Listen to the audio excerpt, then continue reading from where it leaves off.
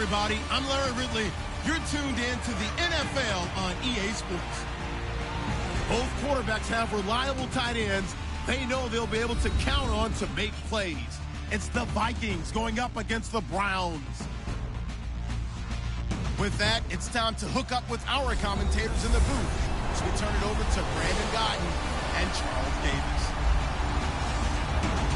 We are just a stone's throw away from the Rock and Roll Hall of Fame as we get set for football at First Energy Stadium in Cleveland, Ohio.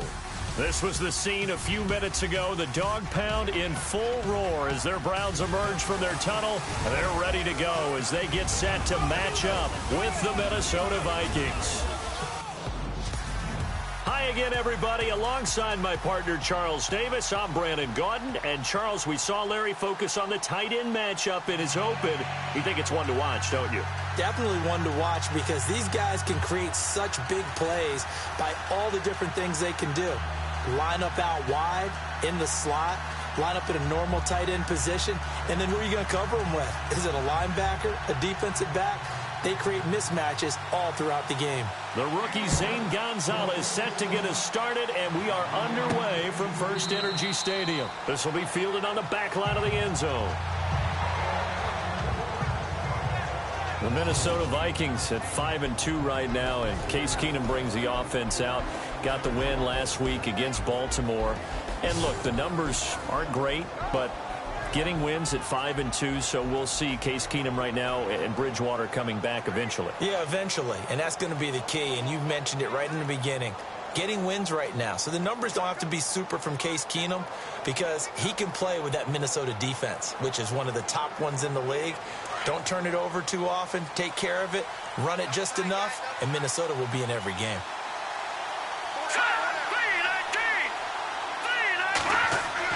Now a first down throw. Keenum. And the Browns pressure gets to him that time, and he's going to go down. The number 1 overall pick, Myles Garrett. And it'll make this a 2nd and long. Defensive end gets in there that time. They were in a 4-3. What's the responsibility of the ends versus the tackles there, Charles? Well, most of the time when you talk about the ends, they're your pass rushers. They're the guys that you turn loose to try and get to the guy who's going to throw the football. The tackles, usually more of the run-stuffing variety. But the way this game is advanced, you're wanting a little bit of everything out of all of your guys. But let's just go ahead and break it down and make it simple.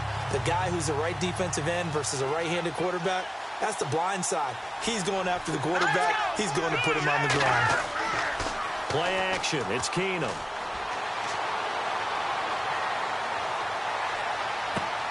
He's got it complete to Stephon Diggs. And he's brought down after a good gain. A really nice gain of 25 yards.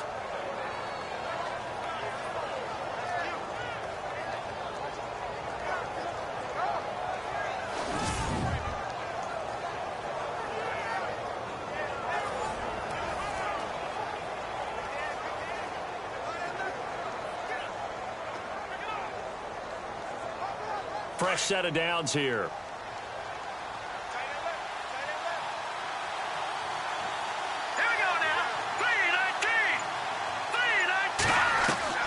A shotgun snap for Keenum. Finding his safety valve here. That's complete. And he'll be brought down just shy of midfield at the 49-yard line.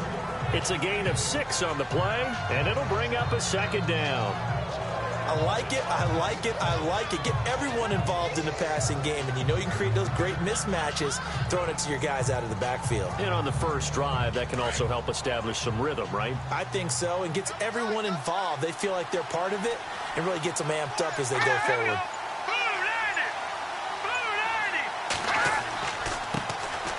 Now a first carry for Latavius Murray. And he'll take it down shy of the 45 at the 46. 5 yards is the pickup there as that extends this drive. You and I both know that you don't really truly replace Adrian Peterson, but Latavius Murray's a really good back. Similar running styles, too. Won't wear the same number, we know that. But when you see him run, you might see a little bit of that in him, upright with some power. So here we go, 1st and 10 now.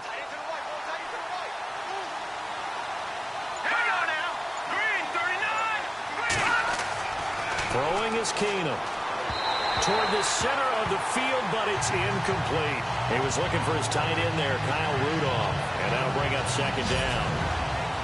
Well, let's take a look here at the offense for Minnesota. Minnesota had a very optimistic vision of what they would do on offense in 2016, but a couple of key injuries altered that landscape. Running back Adrian Peterson and quarterback Teddy Bridgewater. That led to them scrambling throughout the season to try and fit together their offense, try to put the running game and a new passing game together, and instead of having a big year, they finished 28th overall in total offense. Keenum now to throw. And he's got the hook up here. It's Kyle Rudolph.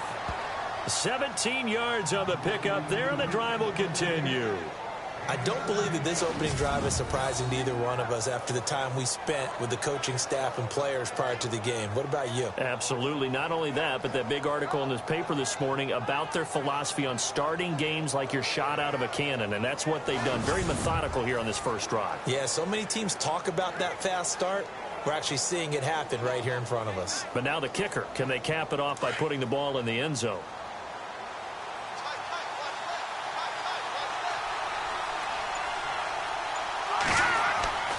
On first down, Murray. Just a yard on the pickup there, and it'll bring up a 2nd and 9. And now the starting defense for the Browns. When you look at Cleveland's defense in 2016, it's pretty easy to isolate where their problems began. 31st in the league against the run. They finished 31st overall in total defense as well. So you have to start with them shutting down teams running the football to give themselves a chance to make some plays in the passing game.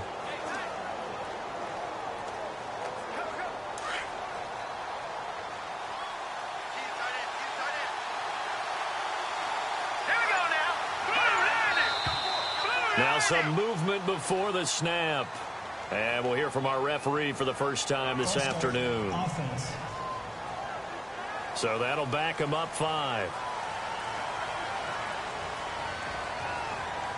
Still 2nd down.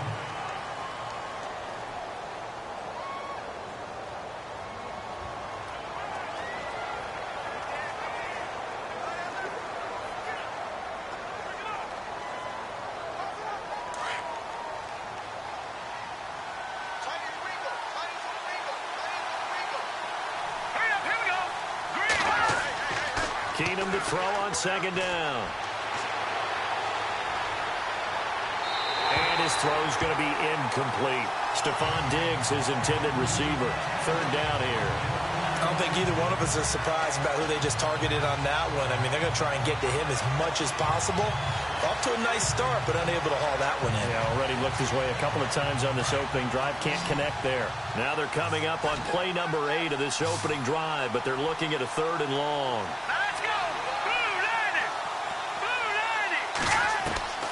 Out of the gun, Keenum going deep for Diggs. And a shot taken on 3rd down, unsuccessful. 4th down now.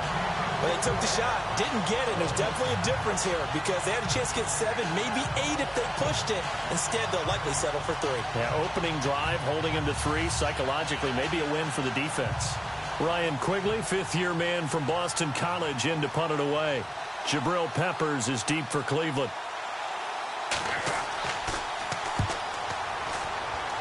And this will be out of bounds, and they spot it at the 15-yard line. Not too bad.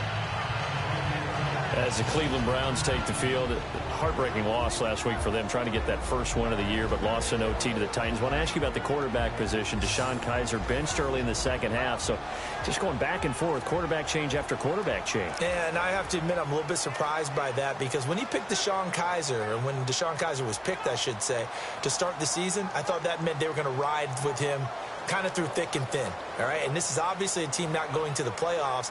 I'd want to see him handle every situation so I know what I have and be able to evaluate that going forward. Do they need to draft another quarterback next year? Do they need to pick up a veteran?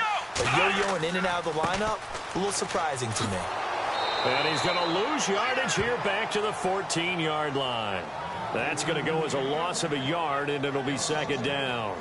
One of my favorite safeties in the league is Harrison Smith. His ability to support in the run game, as we just saw there, that's key, but also can cover deep as well.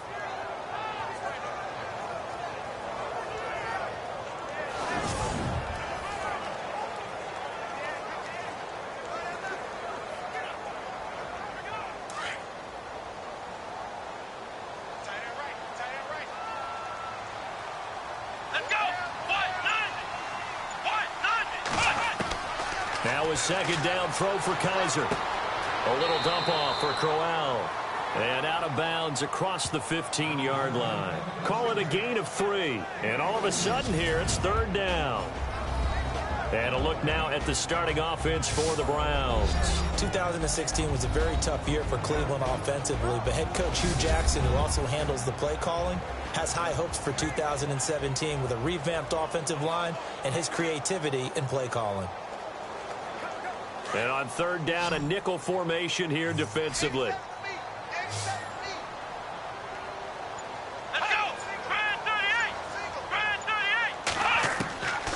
Working out of the gun. Here's Kaiser. Wide open receiver complete. Big yardage there for the Browns, 18.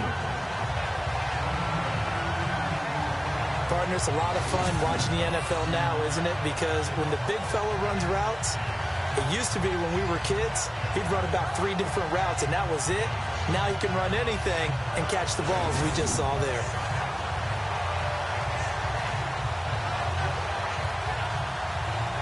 Offense comes to the line now, 1st and 10.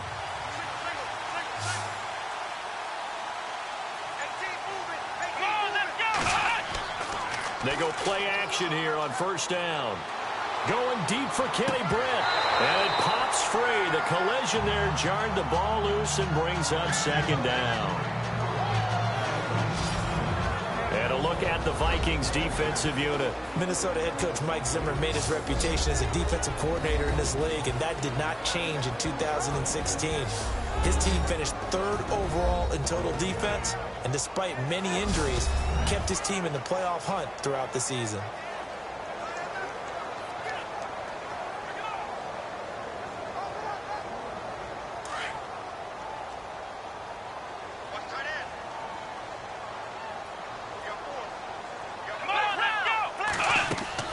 On 2nd down, here's Crowell. And this defense not giving him anything there. Maybe a yard up to the 36.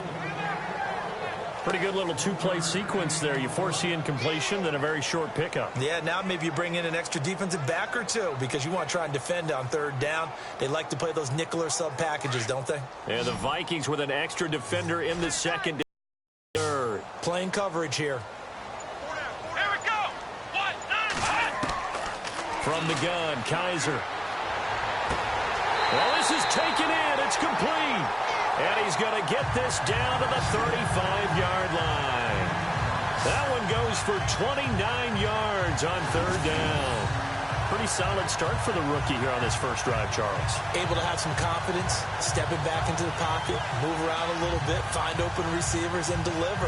That just means his confidence is going to continue to grow because he's getting more and more comfortable with each completed pass.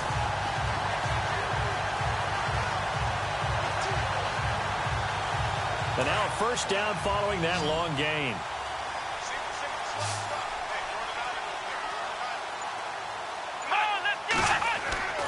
Kaiser to throw it. Got a man over the middle. It's Williams. A good pickup there. 8 yards on the 1st down completion. In today's football, where receivers break tackles, make people miss, get upfield for the extra yardage, when you see a play like that where it's caught and he's dropped on the spot, that's a big-time play by the defense.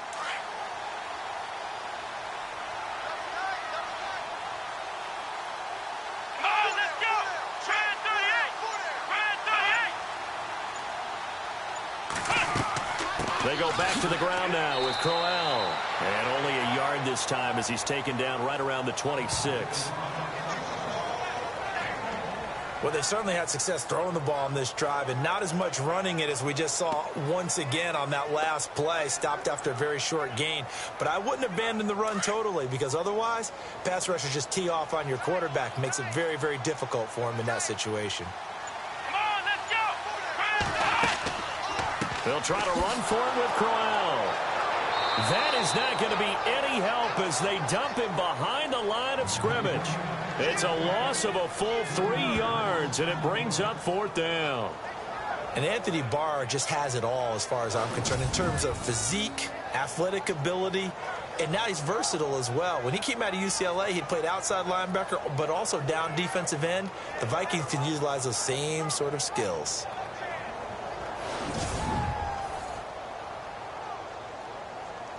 Kessler goes off on 4th down, and on comes the Browns kicker, Zane Gonzalez, for the field goal try.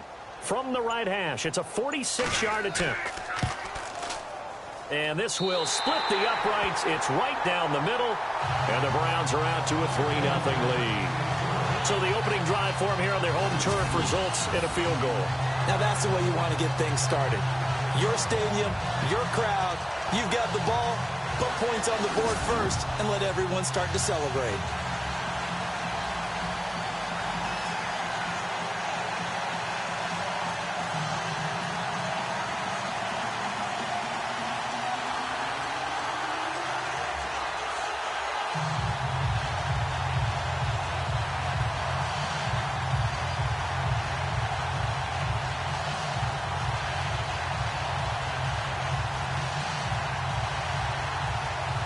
After the field goal, here's Gonzalez to kick it off. That's fielded in the end zone. And no run back here. This will be a touchback, and it comes out to the 25-yard line. And the Vikings now heading on to the field. And, you know, their previous possession, they were able to move the football, but still wound up punting in the end. You know, in 2016, Carolina had a 20-play drive that lasted over 10 minutes. And remember how it ended? In a punt. Yeah, I mean, how does that happen? You just don't see that happen every day. This one maybe not quite that bad, but still, you'd like to have a chance for points if you hold the football that long. Agreed.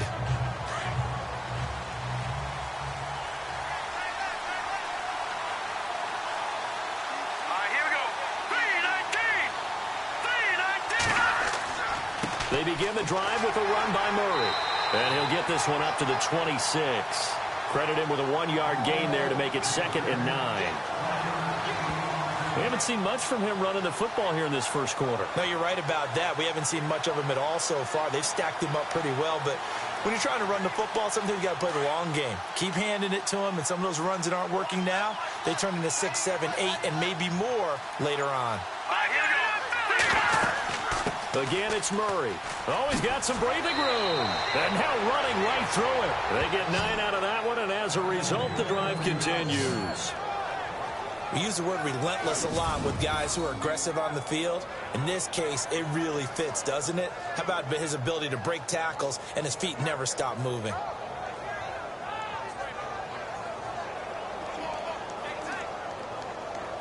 So the run gets them the first, and now they operate with a fresh set of downs.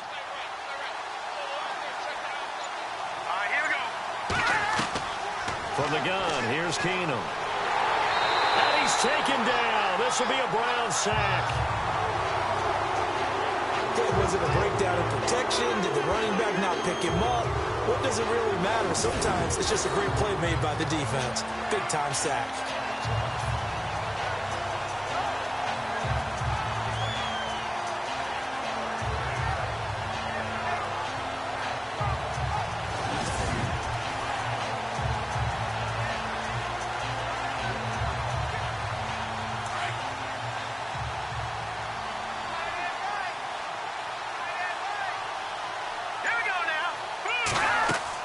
That was 2nd down run for Murray. A very tough run, but for a short gain out near the 32.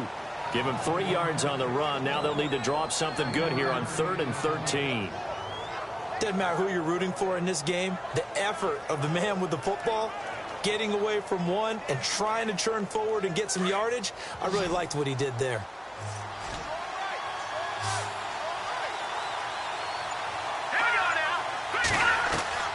Third and long. It's Keenum. And down he goes. Keenum is sacked.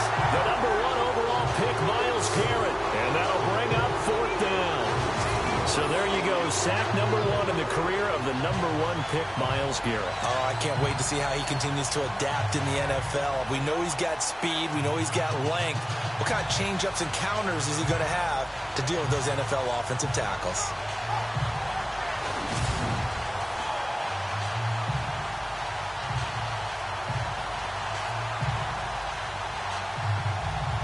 Here's Ryan Quigley now as he'll kick it away for the second time.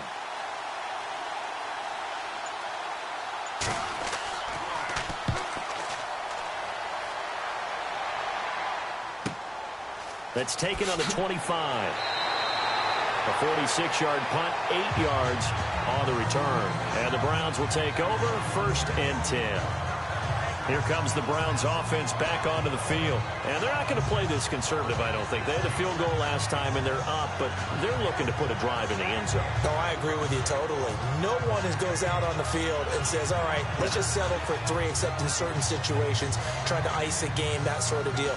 Most of the time, it's end zone, and that's what you're thinking, and I believe that's exactly what they're thinking as they begin this one. Yeah, no quarterback ever goes out there saying, hey, let's get 3, right? Not one that I've ever met.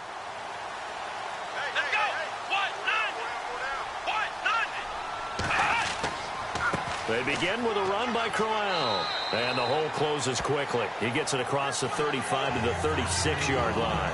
3 yards on the pickup there, and it'll be 2nd down. Not much happening there on 1st down. I thought there might have been a hole for a split second. Yeah, but it dried up pretty quickly, didn't it? Closed fast.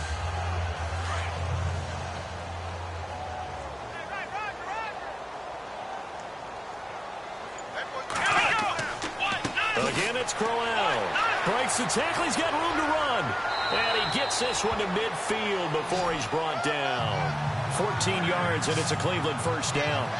Career highs in receptions, carries, and total yards last year for Crowell. His total yardage was 952. That was the highest by a Cleveland Brown running back since 2010. And that sounds impressive, but I think there's much more out there for him. If Cleveland plays even with people, not from behind, he'll get more carries, more touches, and his yardage will go up.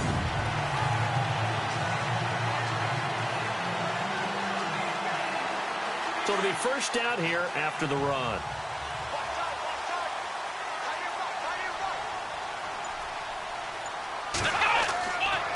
Now a handoff to Crowell. Takes to midfield, but no further. Just a yard there. Nice job by that defensive front there to hold him to a short gain on 1st down. Well played, I must say. Yeah, only getting 1 yard. There was no room to run. See if they stay on the ground for 2nd down.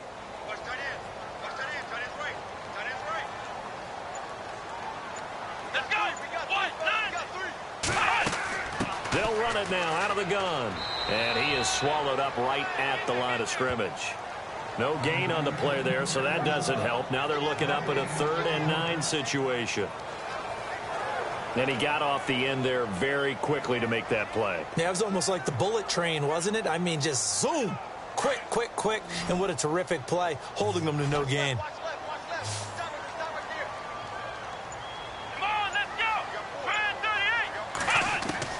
On 3rd down, Kaiser. Oh, you saw that one coming. It's intercepted. Thrown back across his body. Xavier Rhodes with a pick. And he'll take this across midfield and inside the 45. So possession changes hands on the final play of the 1st quarter. 3-0 is our score. You're watching the NFL on EA Sports.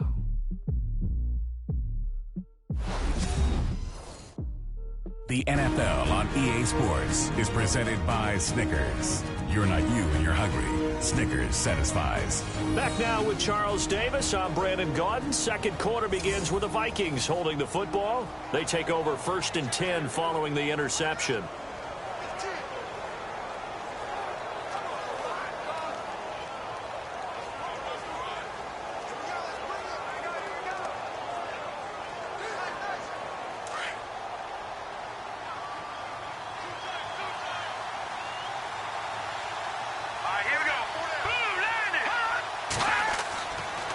Handoff. It's Murray. So a nice job to break the 1 tackle, but not much daylight after that as he's brought down. 5 yards on the carry. Good pickup on 1st down. Getting had a ton of success here so far, but you get the feeling that he might be on the verge of popping one. Yeah, even on that one, there was a little bit of a hole, but it closed there quickly at the end.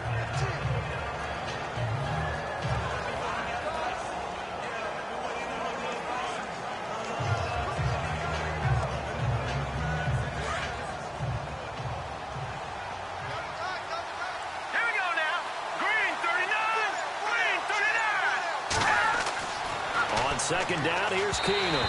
Looking middle, and it's incomplete.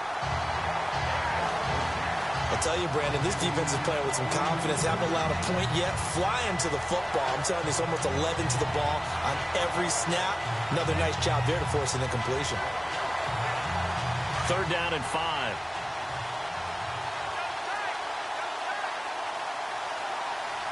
Let's go. Green 39. Now it's Keenum. And he's got Kyle Rudolph. And he's going to get the first down as they bring him down at the 23. A solid gain of 15 yards, and the sticks move. Completion was given up, but that's why you play zone defense, so that you can have people around the ball when it's caught, and you don't give up much run after the catch.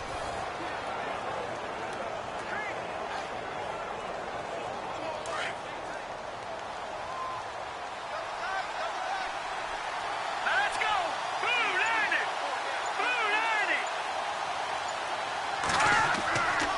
Now a give. This is Murray. And he'll be taken down near the 20 at the 21. Just a yard on the first down carry, so it's 2nd and 9. Well, if the coaching staff's doing a good job upstairs, they'll file away what they just saw from the defense right there. They sold out to stop that running play. I'd say keep that in mind. They want to try that again. Go play action, hit them over the top. Green 39. Green 39. They go with Murray again.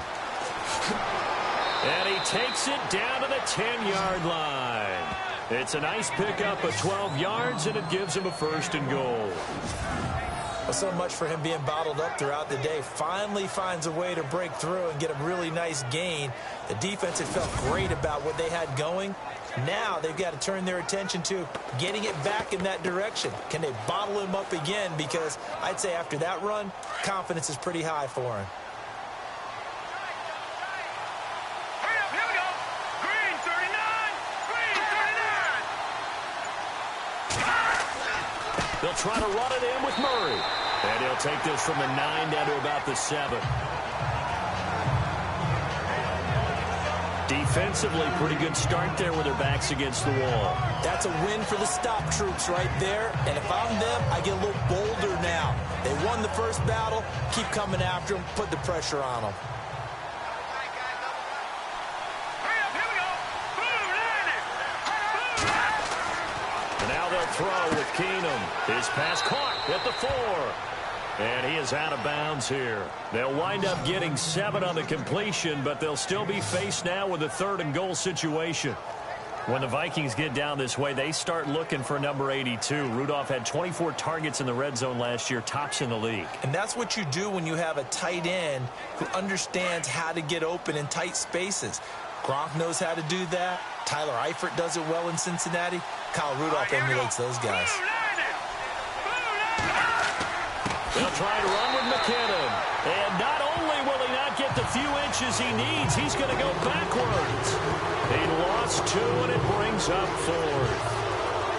Partner, it's decision time now. I know it's still just the second quarter, but you have an opportunity to either kick the field goal or go for it and try and score a big-time touchdown. This is why the head coaches get paid the big bucks.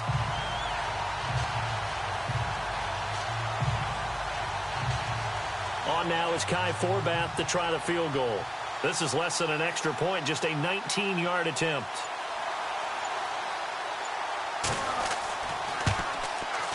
And Forbath will put this one through, and that will tie us at 3-3. A Forbath connecting there. Well, he connected 6 times this last week in their win over Baltimore. They only scored 24 points. Kai Forbath had 18 of them. And you never know when it's going to click in for a kicker and find the right situation.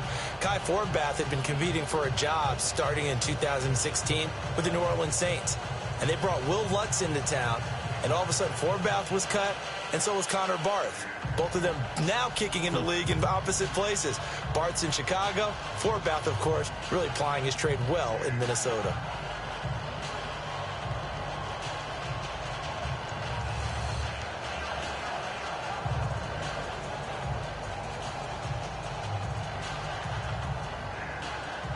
So a tie ball game here as the kick's away. This fielded a few yards into the end zone. And he won't return this one. He'll go down to a knee, and they'll start at the 25.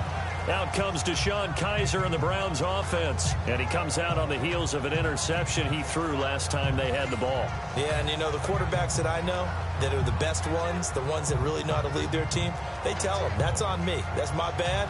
But let's go back out there and move ahead again, guys. We can get this done. One good thing for him, it did only lead to 3 points and not a touchdown after that turnover. Big thanks to the defense.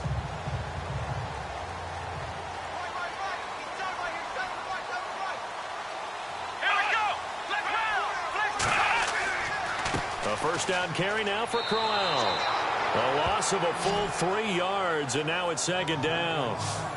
Anthony Barr got a real education at UCLA in playing not just his normal position of stand-up outside linebacker, but down defensive end. So he had to incorporate a variety of moves, take on bigger people. So he learned great leverage while he was there. That really helps him when he's trying to stop people running the ball. Born in South Bend, Indiana. Thought about going back to go to Notre Dame, but you're right. Great career at UCLA and now a great career in the NFL. Second down, Kizer. Throwing the out route incomplete. It's Higgins. And some big-time hitting going on there. He is knocked to the ground. 23 yards on the play. In recent years, the slot receivers really gained stature in the NFL because they could do so many things. Yes, they can line up wide like your normal wide receiver, but they have that kind of courage and toughness to run routes in the middle of the field and become dependable targets for their quarterbacks and move the sticks. Those guys are worth their weight in gold.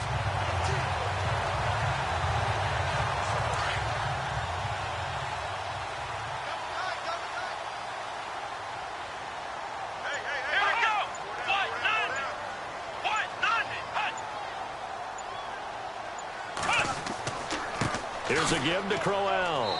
And no room that time, getting it to about the 46.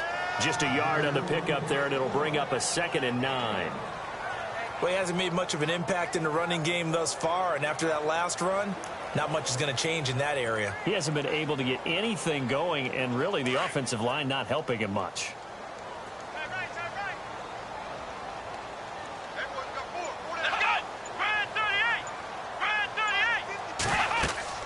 They'll run it again with Crowell. And no room to maneuver there. Give him a yard up to the 47. Well, they didn't get a whole lot out of that one, but I think you got to continue to try and run and try and keep the defense honest. You mean or else he'll just sit back, dare you to throw it on every down? Yeah, you get your quarterback hit a lot that way, too. The Browns on third down. They've hit 2 for 4 thus far. This is 3rd and 9.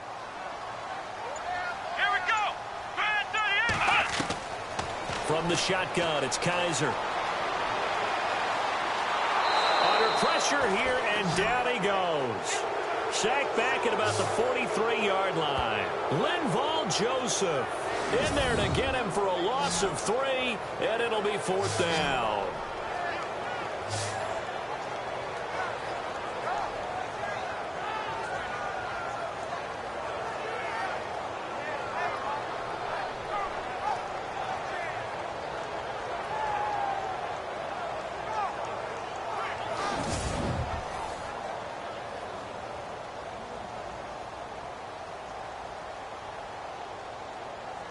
The 8th-year man from Tennessee, this is Britton Colquitt on to punt. Marcus Sherrill's back deep for Minnesota.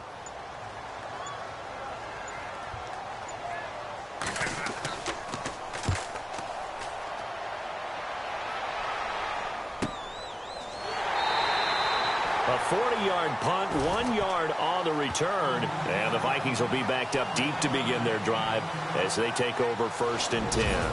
And the focus of our players' spotlight right now is shining on Case Keenum. And maybe he's starting to wave the white flag a little bit. He's playing pretty well, but the pressure, it's got to him.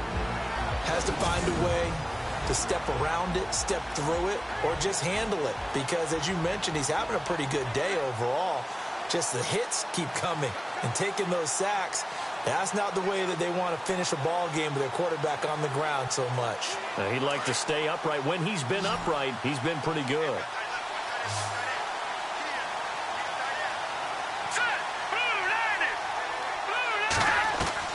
Keenum now on first down. And his throw is going to be incomplete. Latavius Murray, the intended receiver, out of the backfield. And that'll bring up second down. That incompletion gives me the chance to bring up Joe Thomas, who last week had his consecutive play streak ended. Charles, he was out there for 10,363 consecutive snaps. He is the NFL's version of Lou Gehrig, Cal Ripken in baseball. The true Iron Man. Talk about doing your job on a team that never went to the playoffs, never had a winning season. 6 head coaches, 6 general managers, 20 quarterbacks in 10.5 seasons. Yet he still did his job, and he did it really, really well. Pro Bowl level every year. Tough news now for him, though, out for the season. Offensive linemen love creating space for their guys carrying the ball. But when that guy also breaks tackles and creates extra yardage, they almost feel like he's one of them, and they really embrace him.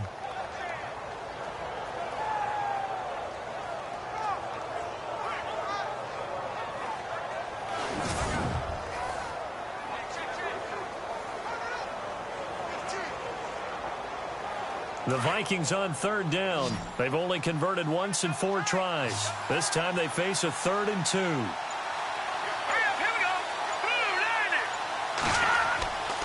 They'll run here. It's Murray. And he's going to get to the 31, enough for the first down. 9 yards on the pickup there, and it keeps the drive alive. We all love to have a home run hitter in the backfield. Guy can take it the distance. But in short yardage, trying to pick up first downs, that big guy, always a nice luxury to have, isn't he?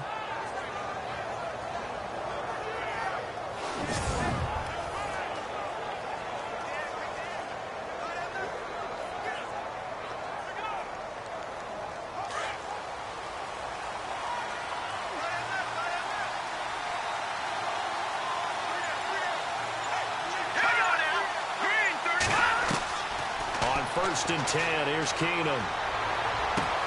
He's got it complete to Diggs, right side. And he's able to take this one up to the 35-yard line. That throw good for 4. It's second down. When you see zone defense and you know you've got a drag route on as your primary call, you've got to be really careful as a passer about how far you let your guy go, because he might wander into some tough coverage.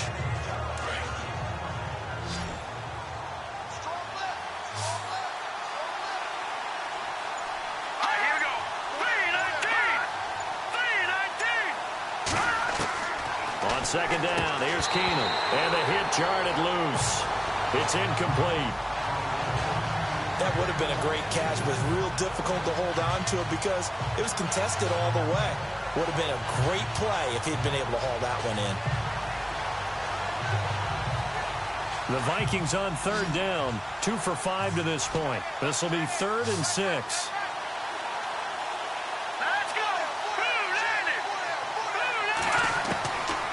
Shotgun snap for Keenum. And that is incomplete.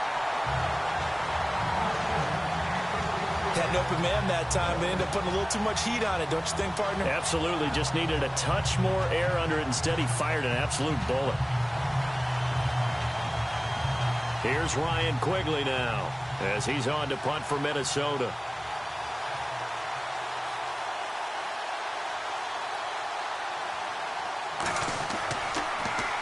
And he uncorks a beauty. Best of the day. And a little too much mustard on that one. It hits a couple yards into the end zone. A missed opportunity there maybe to pin him back. And the Browns getting set to go. The crowd maybe losing just a little bit of the edge after back-to-back punts. They want some big plays. They want to see some offense. They want to see somebody break away, whether it's through the air or on the ground. Now it'll be interesting to see where the patience is on both sides. Each head coach, can you hang in there and not try and force something that could put your team in some jeopardy?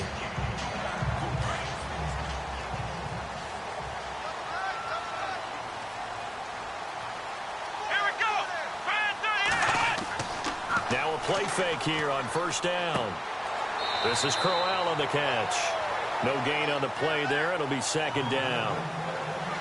When a linebacker's able to sit at the second level and see things develop in front of him, as soon as he got a hint that the quarterback was checking it down, he just made a beeline directly for the receiver and ended up making the play.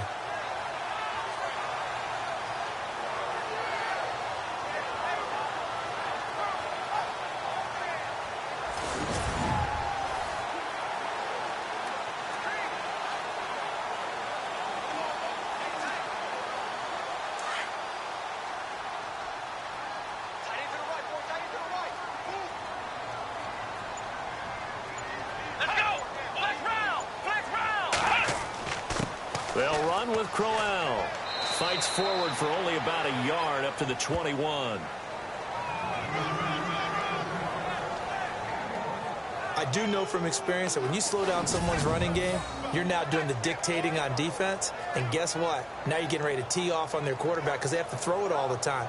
But you still have to be alert for the draws and other plays of that nature to make sure you don't get hurt.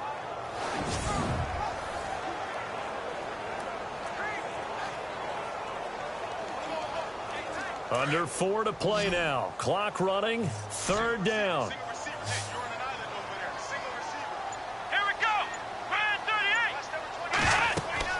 Kaiser. Screen play. Johnson. And he's going to lose yardage here. Back to his own 18. And a loss of 3 to bring up 4th. Well, you can see what they wanted to do. They wanted to set up the screen there, but it got blown up. It's hard to run that play if you're not getting a lot of pressure at the quarterback because the space doesn't open up. They were able to read that one and slow it down and stop it before they could get a first down.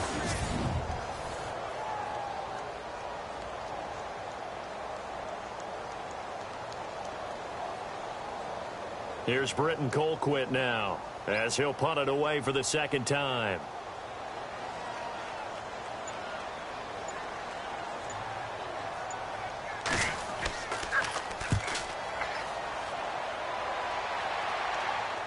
And a fair catch called for and made just inside the 35-yard line. So a change of possession here on the punt. And the Vikings will take over here 1st and 10.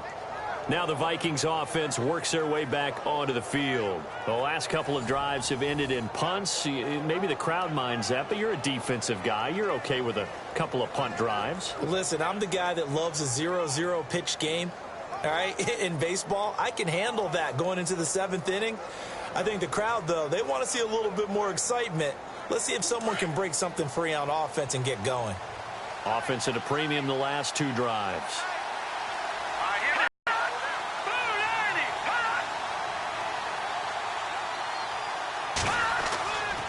Here's Murray now as they run it to start the drive. And he'll lose yardage. Brought down at the 32. The #1 overall pick, Myles Garrett, showing why he was the #1 pick as he gets him behind the line. Well, you had to punt on your first drive, and on the first play of the second drive, you end up going backwards. I would dare say they need something good to happen right here, right now.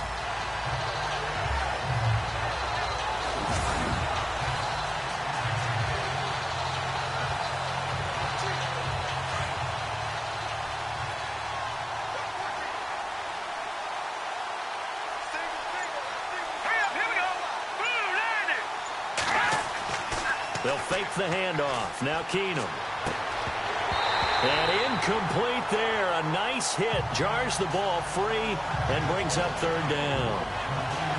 The one thing that I've liked defensively is that they've shown him a lot of different looks here in the first half. They've come after him. They've sat back. I think that's what you need to do to keep an offense guessing. And they certainly have kept them on their toes. That's why they haven't had much success on the scoreboard.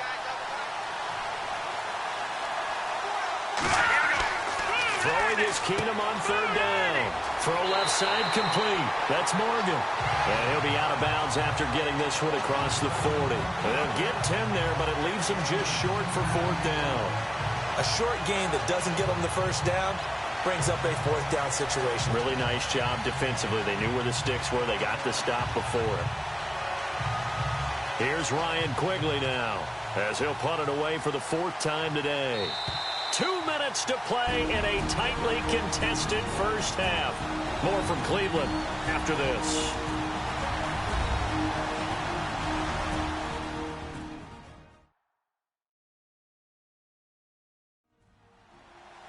A reminder that when halftime rolls around, we'll send you to Orlando and Larry Ridley as he'll have highlights and analysis of this first half. But no touchdown. These guys need to give Larry some touchdowns to talk about. Things are too easy for him right now back in the studio. Come on, guys. Help the man out. Give him something to talk about. Here's Ryan Quigley now as he's on to punt for Minnesota.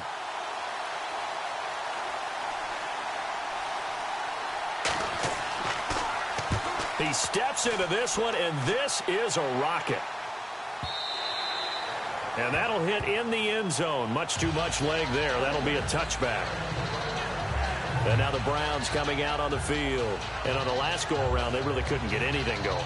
They had to punt from deep inside their own territory, which means they're going to lose the field position battle as a general rule. What they're looking for now is a little more consistency, move the ball at least a few times on offense, get a couple of first downs, and hopefully flip the field. Yeah, just something to build off of. That's what they're looking for here.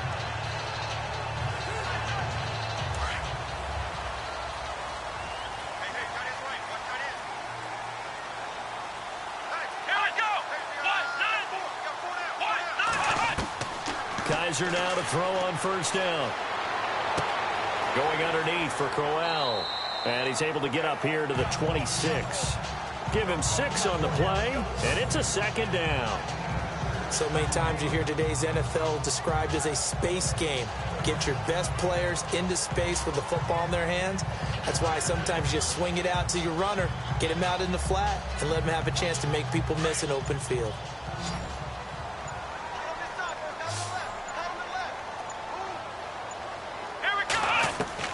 Kaiser now on second down. It's a short one here, complete to the tight end. And they're able to get this one across the 35. Now whistles come in. We're going to get a timeout here by the offense, as they'll stop it with just over a minute to go before halftime.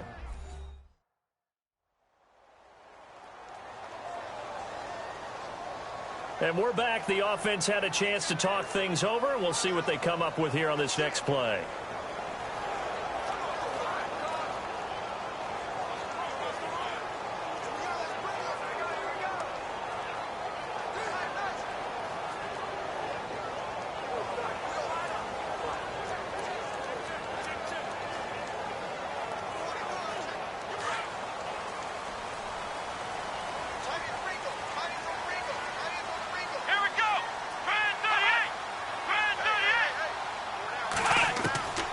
First down throw for Kaiser.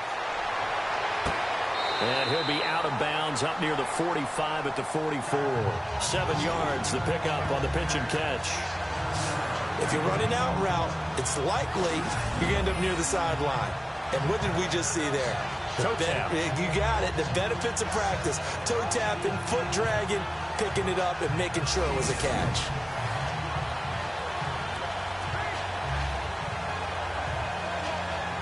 And the offense still has a couple plays to go to pick up the first on second down and 3. Here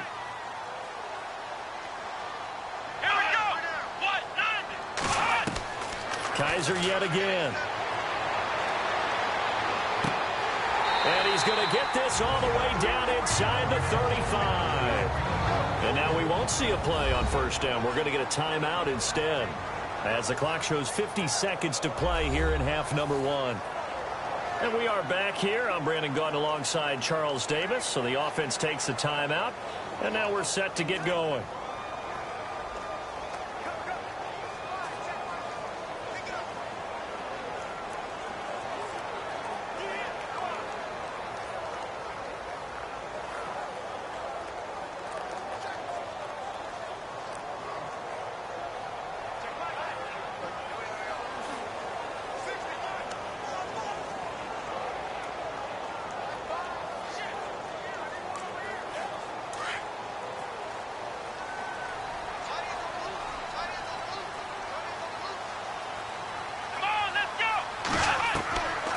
First and 10, Kaiser.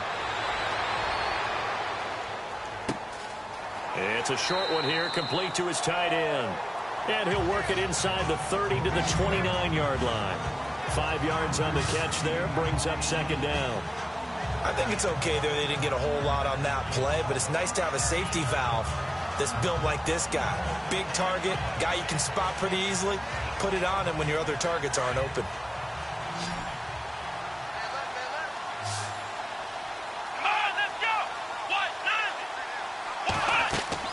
They'll throw again. Kaiser. That'll be incomplete as the clock will stop with 14 seconds remaining. Well, they're slinging it, and then there's one you got to put a timer on, huh? I mean, that one came in hot. That came in hot, but overthrown out of his reach and incomplete.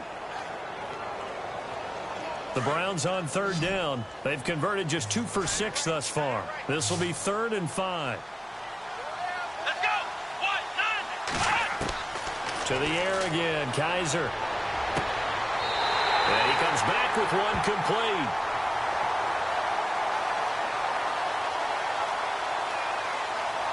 Personal foul, unnecessary roughness, defense. I know it's an emotional game, Charles. You can't do that. And when you get into your film sessions and you argue your case with your coaches, that's exactly what they say at the end. You just can't do it. It costs your team.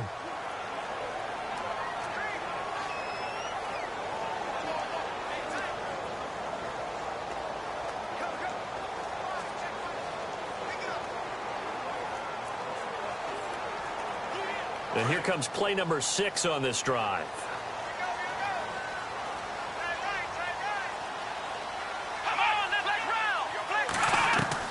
Again, it's Kaiser. And no escaping this time as he'll go down. They got him for a sack. Now whistles and a timeout with 3 seconds left in the first half.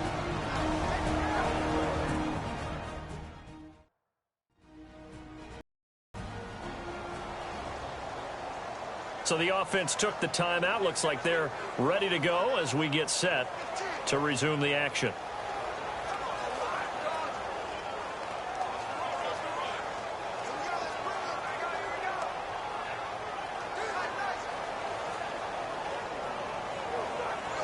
So 3 seconds here remain in the half. On is the field goal unit to see about getting 3 points. He hit his first, this one from 38. And Gonzalez puts this one through. So if you like field goals, this is your game. 6-3, 3 field goals at the break. As we'll send you down to Orlando, where Larry Ridley has our EA Sports Halftime Report. Larry? Thanks, Brandon, and welcome to the EA Halftime Report. I'm Larry Ridley. Let's take a look back at the first half. The Browns are happy to be in front right now and just want to play 2 more solid quarters. The Vikings just want to come out after the half and claw their way back into the game. So let's take a look at the highlights from the first half.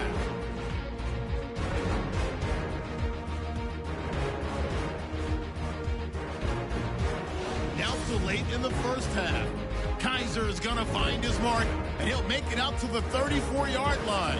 Still late stages of the second. Joseph's got the sack here. This ends up as a huge loss in yardage.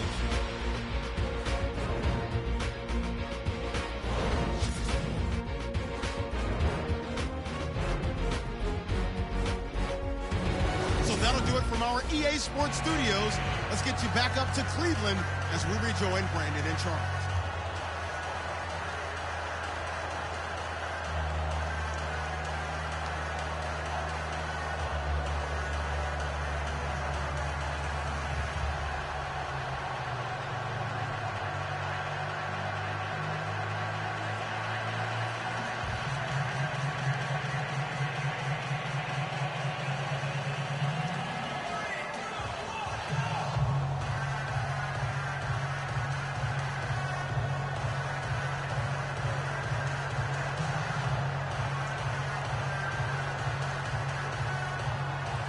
So both teams have their marching orders, and we'll get going again here in quarter number 3. This is fielded at the goal line. And he'll be brought down at the 23, make it the 24-yard line. Here's the Browns offense now getting set to start off this third quarter. They have the lead. Now they'll be looking for some separation here as we begin the third quarter. I like the way you term that, because now I think they go a little bit deeper into their playbook. They like what they did in the first half. That worked okay. But in order to get the separation that you just talked about, change things up a little bit. Change your tendencies. Try and hit them a little bit more with some things they didn't see in the first half. We'll see if they do just that.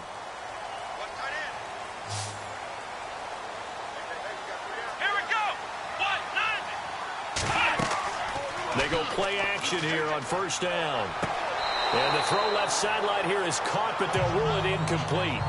couldn't keep his feet in. Second down. Well, that incompletion gives us an opportunity to talk about what some people dubbed Shutout Sunday this last week in the NFL. Well, we have 3 shutouts that we saw? Yeah, for the first time since 2012, matched the total number of shutouts all of last season. How about Denver getting shut out by the Chargers? That's the first shutout for the Broncos since 1992, 394 games worth. So that's a big deal. The Colts, goose egg against Jacksonville. Jackson also put 10 sacks on them in that game. And the Cardinals went all the way to London, Twickenham Stadium, in fact, to get shut out by their division rival, L.A. Rams. Defenses reign supreme.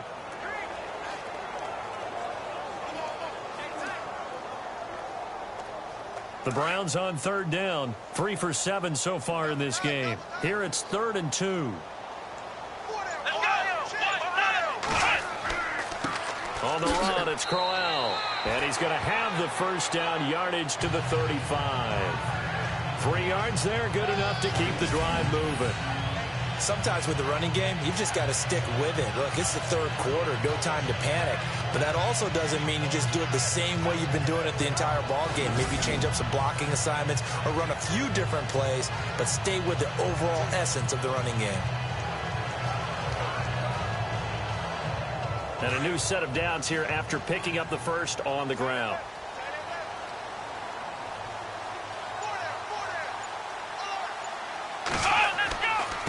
Now it's Crowell. And hard running's going to get him over the 40 to the 42. It's a 7-yard carry to set them up with a 2nd and 3. They're trying to show that they can run the ball and protect this lead. Give it to the backs, play a little bit of keep away, don't you think? And that's probably a good philosophy at this point, going to make that defense stand up and stop them.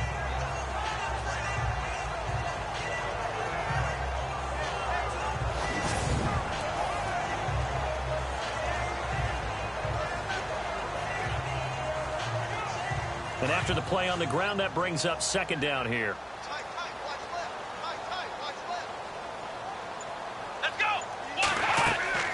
From the gun, Kaiser. He's going to wind up and air it out. That's caught at the 25. A gain of 32 that time. Now that play will end up on the highlights, and you'll see it all over the place. But what you won't see, the offensive line that bought the extra time, that allowed for the big completion downfield, those guys made that play possible.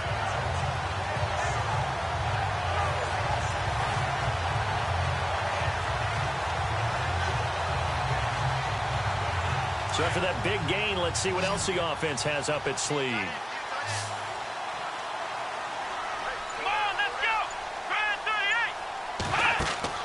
Kaiser on first down. So a loss of 5, and it'll be 2nd down.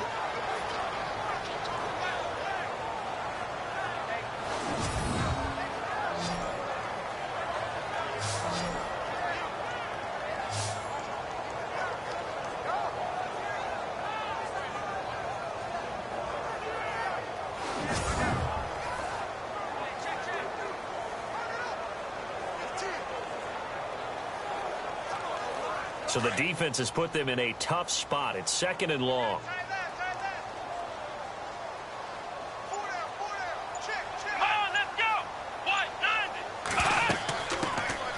They'll run it now out of the gun. He winds up getting only a couple there, down to the 29.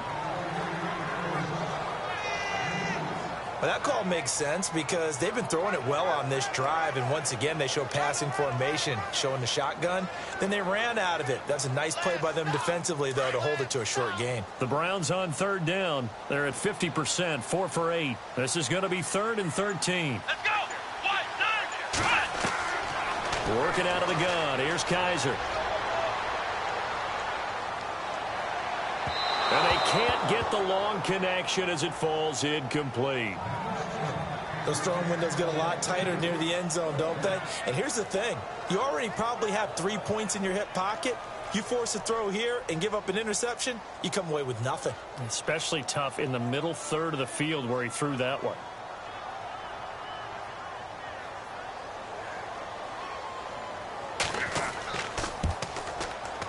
And this one is right down the middle. And they continue to lead in the battle of field goals here. It's now 9-3.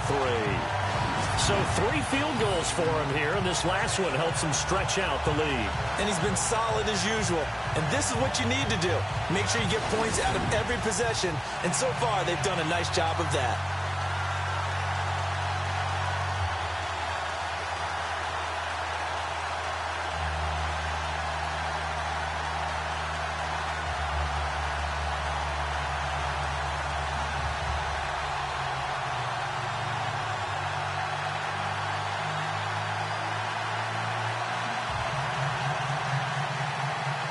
After the field goal, here's Gonzalez to kick it off.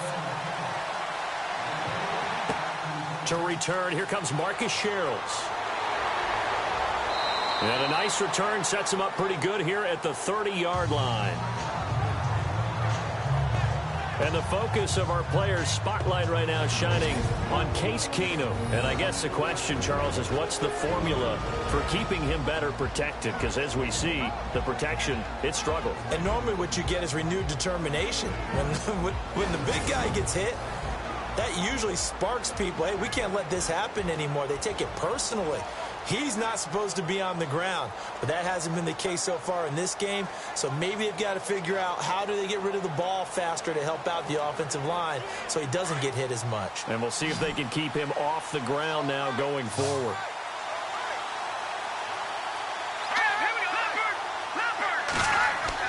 They'll try and get the running game going here with Murray. And tough going there as he'll only get it up to about the 31. Credit him with a 1-yard gain there to make it 2nd and 9. This is what happens sometimes when you abandon the running game. It's hard to get back to it because once guys get out of that mentality of firing out and hitting people, hard to get them started again occasionally. And on the outside, they're playing press coverage.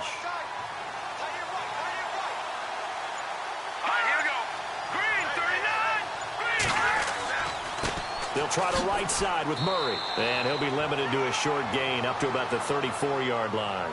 Give him 3 yards, and now they're left needing a conversion here on 3rd and 6.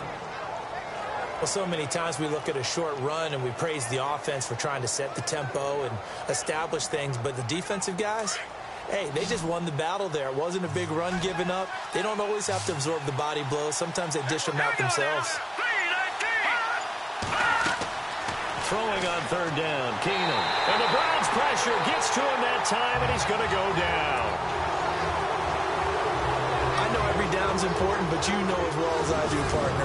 3rd down is key for both offenses and defenses, and Cleveland's got to get better on 3rd down on D.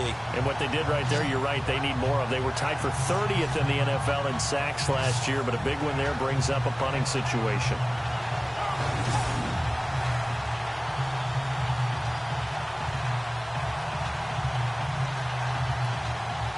Here's Ryan Quigley now as the drive goes backwards, so he's on to punt it away. And he deserves a bronze leg as he gets this one away. Dances by him. 12 yards on the return that time. And out will come the offense as they take over. Getting set to go here, Isaiah Crowell in the offense, trot back out there. And after a sluggish start, he's really bounced back. The numbers bear that out. And you're a baseball guy, partner. How many at-bats over the course of a baseball season? Oh, boy, 4 in a game. Yeah, about 4 in a game. 4 times 162. 350 or so, right? Sometimes it takes a while for a guy to get going. That's my point. It's not the first few carries. You don't worry about that. As they go along, get that guy lathered up, get those blocking assignments down. Those 2-yard gains turn into bigger gains as the game moves along.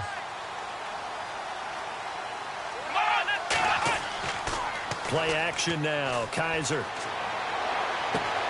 To the right side and complete to Njoku. And he's going to be out of bounds right at midfield. And the play goes for 19 yards. Gives him a new set of downs. David Njoku, nearly 17 yards a catch in college. Those are wide receiver numbers. Yeah, went to Miami. Brad Kaya was his quarterback. They were a really good combo. Also, how about the wingspan of the young rookie? 35.25-inch arms. Quarterbacks love that. That catch radius, huge. And what he does after the catch, really impressive.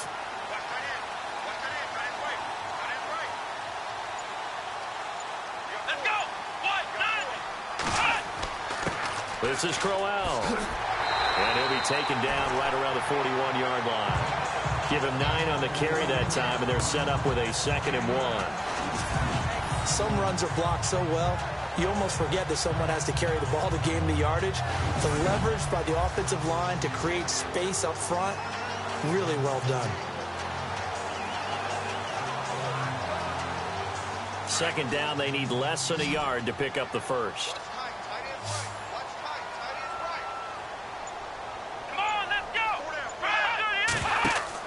Now a 2nd down throw for Kaiser. He's got his tight end on the corner route. It's complete. And he'll be out of bounds, able to take this one down to the 20-yard line. A good pickup there at 22. There are so many things to watch for when you play defense. And reading your keys, you always hear about that, and having your eyes in the right place. Sometimes your eyes can fool you. How about that play action there? And it sprang the big guy, didn't it? Able to dump it over the top to him.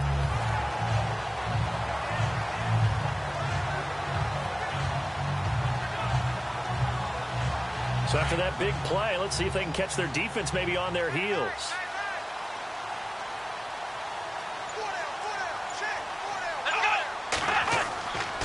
Crowell. And he'll get this one down to about the 17. A gain of 3, 2nd down.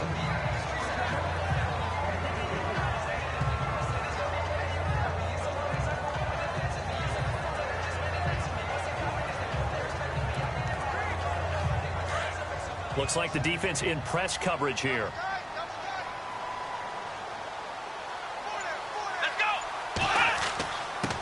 Now a handoff here to his running back. And he'll get about 3 as he's taken down at the 14-yard line. Tough day, tough sledding right there, and it's been that way the entire game. Not a whole lot of room to ramble for him. Yeah, you're right. It's been that way all afternoon. Didn't get a whole lot better there. The Browns on 3rd down. Not quite 50%. 4 for 9. This will be 3rd and 5. Let's go. They'll run it now out of the gun. And he picks up the first as he's able to take it down to the 7-yard line. They're able to convert on 3rd down, and that sets up a 1st and goal. I definitely like the play call. You don't expect it on 3rd and 5, 3rd and 6, do you? You expect a pass play. Had a little courage there to call the run, and boy, they were successful.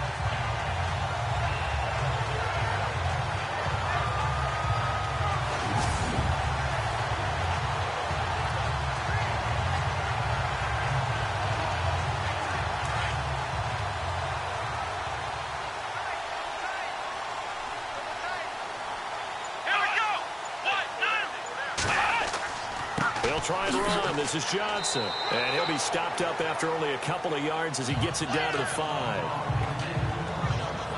Be interesting to see now what they do offensively down near the goal line after not much there that time. As the offensive play caller, that may change your sequence now. Instead of coming right back with a running play, you may have to go to the air. Offense walks to the line for play number 7 of the drive. They come out here in the eye. So they're on the 5-yard line here, 2nd down and goal. And he'll get blown up behind the line of scrimmage, back at the 6.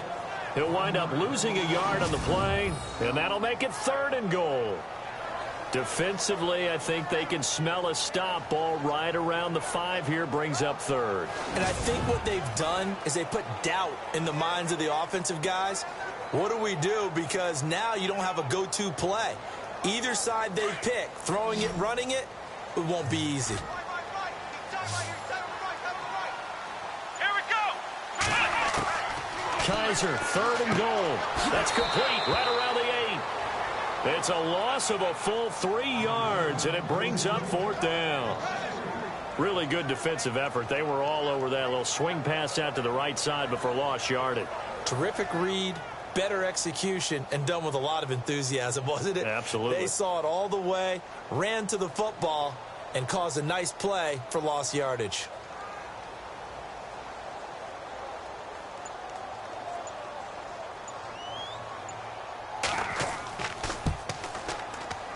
And the kick by Gonzalez, he is good. And the lead stretches to 9. It's now 12-3.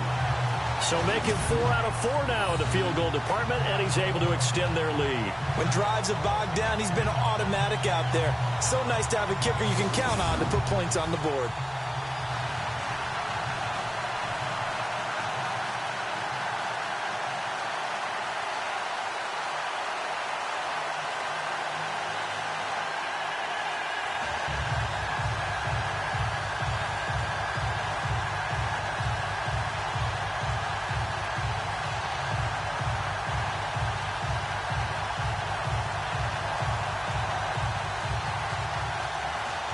After the field goal, here's Gonzalez to kick it off. This will be fielded at the 8.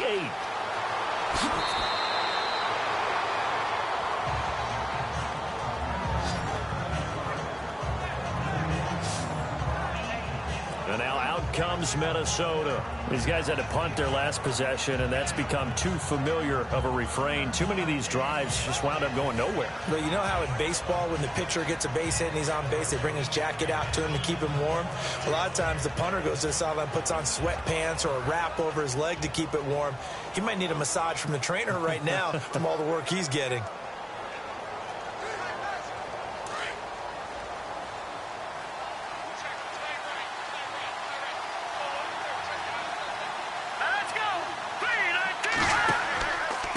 From the pistol, they run it with Murray. Space to maneuver at the 40. And he's finally taken down, but not before getting across midfield and across the 45-yard line. A big chunk on the ground there, 27 yards.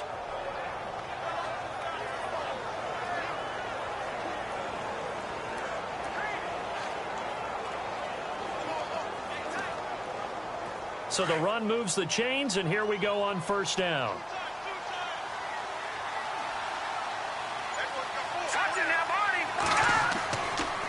Carries piling up. It's Murray again. And he's going to get stopped up quickly. Give him a yard down to the 43.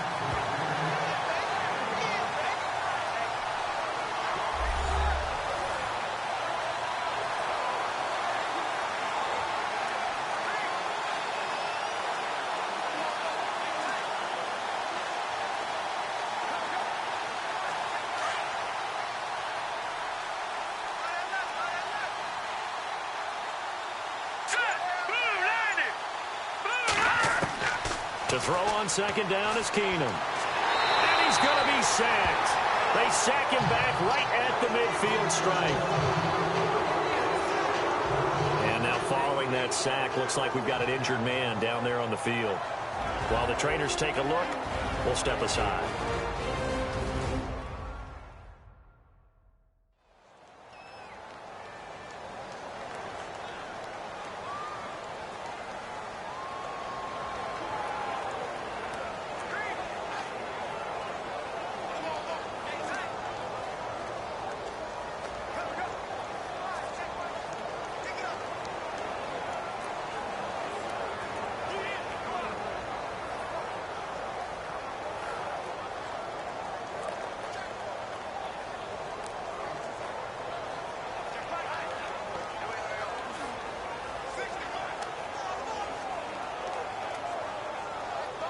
The Vikings on third down. They've struggled to the tune of 2 for 8 so far. This is 3rd and 16.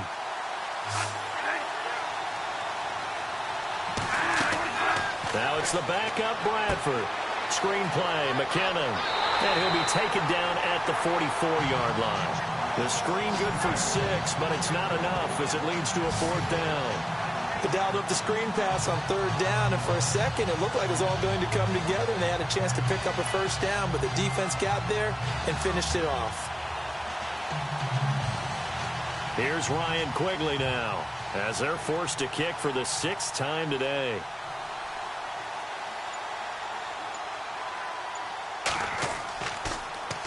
He's averaging just under 50 yards a punt as he gets this away.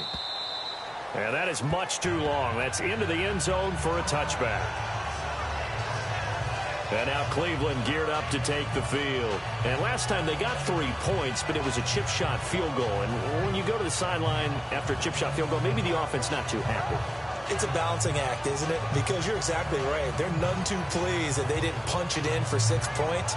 But they also have to remember they did put points on the board. 3 points is 3 points. And in this league, you take points when you can get them. Not easily done.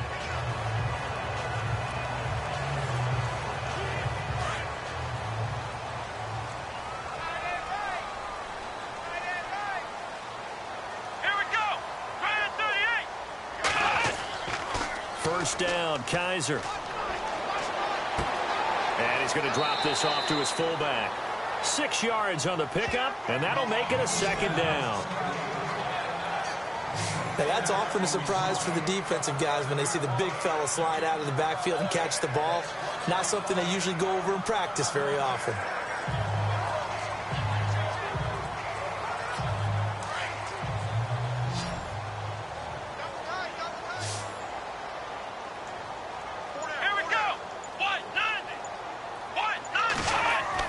Second down, Kaiser. And the hit jarred it loose. It's incomplete. That's very well timed there defensively because it's not a bad throw, but the collision came at the exact time he was reaching to bring in the football. Really, really well done. Decent offense, just better defense. I think you're right. The Browns on third down. They've converted 5 times in their many chances thus far. This is 3rd and 4. From the shotgun, it's Kaiser. He's going to go for a big play downfield. And he couldn't hang on to it through the contact. Incomplete. I'm not sure we can spot any tendency here on this 3rd down. They could have run it or passed it. Either one was available. They chose to try and get it through the air, but they were unsuccessful. Here's Britton Colquitt now as he's on to punt for Cleveland.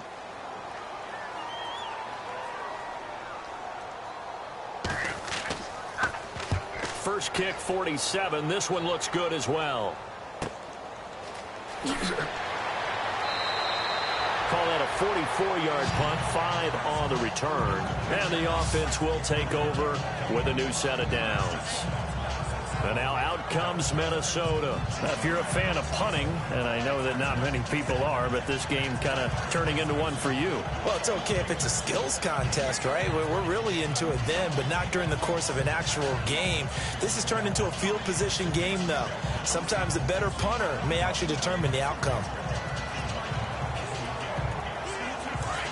Looking to jam the receivers at the line here. Press coverage look defensively.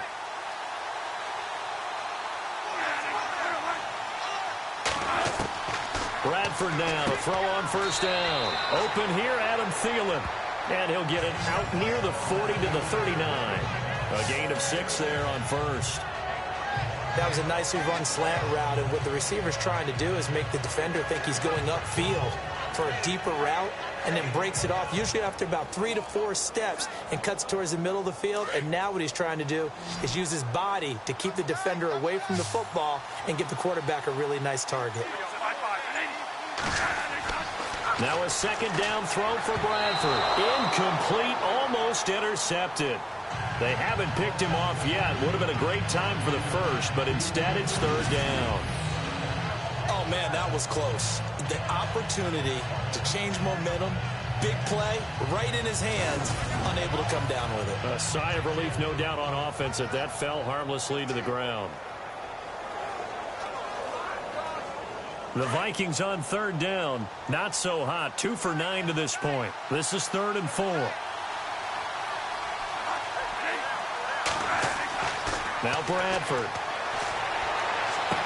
And able to catch it on the left sideline, but they're going to rule him out of bounds. So it'll be incomplete. Certainly one they'd like to have back as it brings up 4th down. And we're into the second half now, and this is an offense that continues to struggle to sustain a drive. Looks like they're just totally out of sync, whether they're running the ball, passing the ball like we saw there. I don't know. The rhythm seems off. Here's Ryan Quigley now as he's on to punt for Minnesota. And he gets this away, and look at this. This is a good one. And this is going to carry well into the end zone for a touchback. And now Cleveland geared up to take the field. This crew had to punt last time they had the ball, but when you've got a lead like this, you content to play the field position game? You are to an extent, especially if you like your defense, because you have the lead, you've been controlling the game.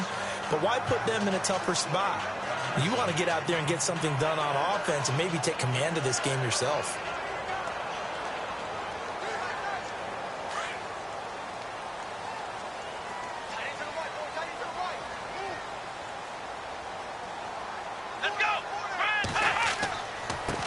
And he'll give it here to his running back. And he's going to get this one across the 30-yard line. That'll move the sticks for the Browns, a gain of 12. But we know one thing, Isaiah Crowell can run if given an opportunity. Had the longest run in the NFL in 2016, an 85-yard touchdown sprint, week 2 against Baltimore. This one not quite as long, didn't end in 6, but still a great game.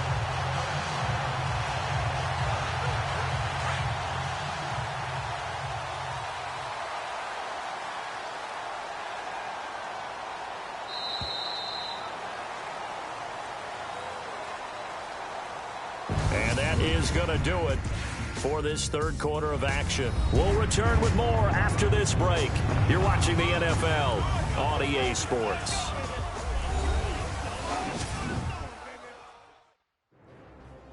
And we're back now here in Cleveland.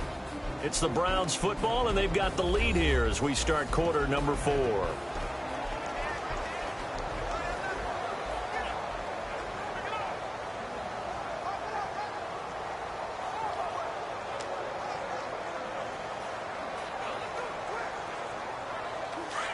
And on the outside, they're playing press coverage.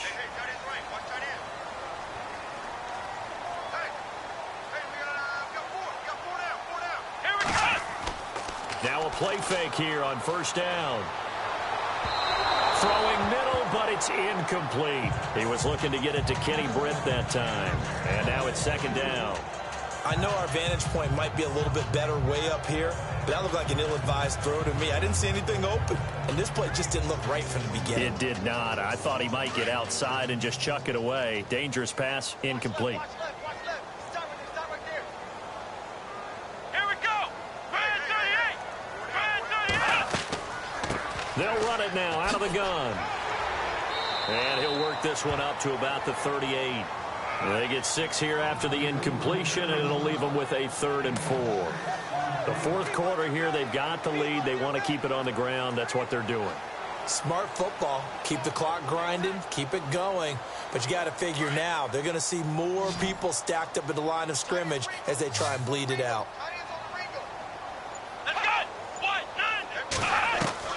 Kaiser from the gun on 3rd. And this is going to be incomplete. Well, not to get too overcritical there because he knows what he's doing, but his shoulders looked a little off kilter there when he threw that. I don't think you're being overly critical there. You're just analyzing it, and he gets those shoulders right. That pass will go from incomplete to complete. Here's Britton Colquitt now as he's on to punt for Cleveland. And this is away. It's a high kick, and he got all of it. And not what he was hoping for there, as this will hit in the end zone for a touchback. And out now come the Vikings. And right now these guys, they're shuffling a little bit, maybe doubting, because 3 straight drives have ended with them punting the football away. Yeah, so you start pointing fingers at each other a little bit, asking a lot of questions. What are you seeing? What are you getting? Maybe trying to narrow down your playbook a little bit and maybe get simpler rather than more complex in order to try and fashion together a drive.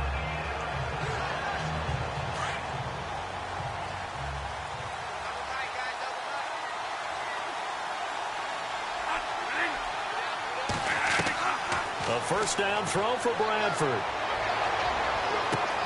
He couldn't quite hold it. Got hit. Ball pops out. Incomplete. It's a lot of contact going on there, and in the end, unable to keep 2 hands on the football and bring it into his body. Everything looked pretty good until the finish.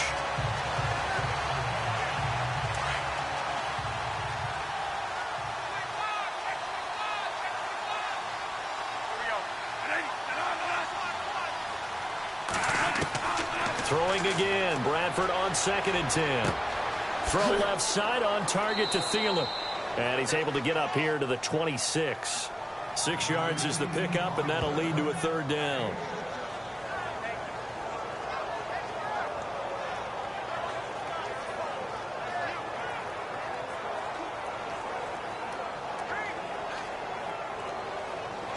The Vikings on third down. Just a 20% success rate at 2 of 10. This is 3rd and 4.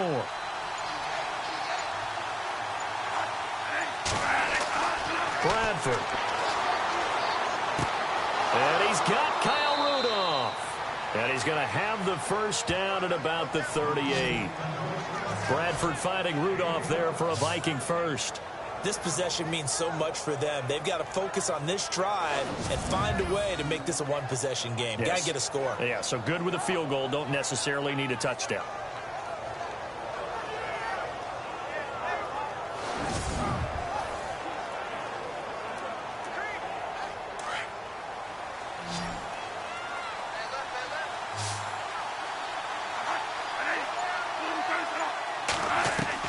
Bradford on first down.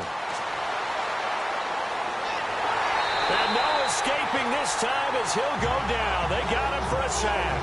Christian Kirksey in there to record another sack. Their 6th of the afternoon. This has been a tough one for this offensive line. It appears almost like they've been on roller skates this entire game, the way they've been pushed around. 6 sacks given up in this one.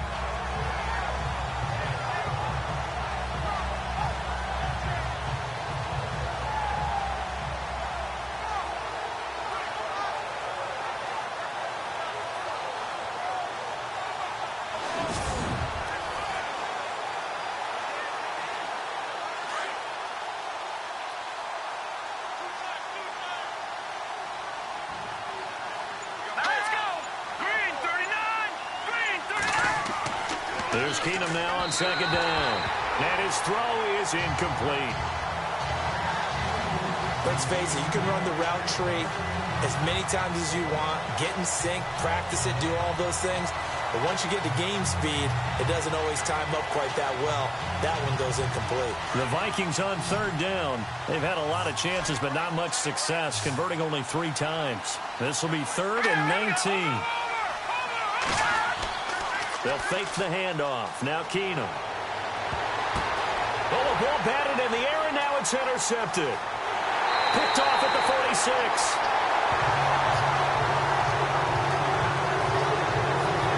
Well, you're trailing. It's the 4th quarter, and you've got to throw the football. But the defense knows this, too. So they're just going to sit back, bring in an extra defensive back or two, the old nickel or dime strategy, Brandon, and wait for you to put that bad boy up for grabs. And this one winds up being intercepted.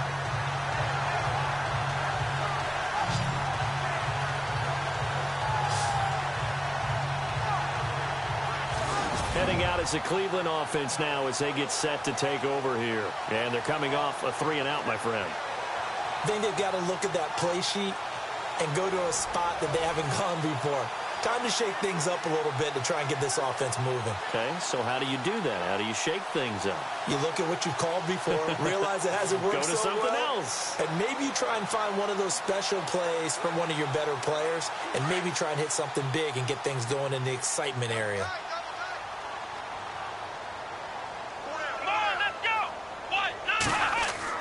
Following the interception, Kaiser.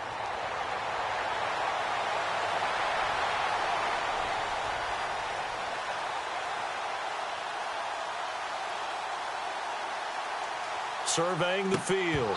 And it pops free. The collision there jarred the ball loose and brings up second down. Can't fault the offensive line for that incompletion at all. He had all day to throw the football. Their alarm clocks went off early today, didn't they? Absolutely they did. He was surveying, finally let it go, but incomplete.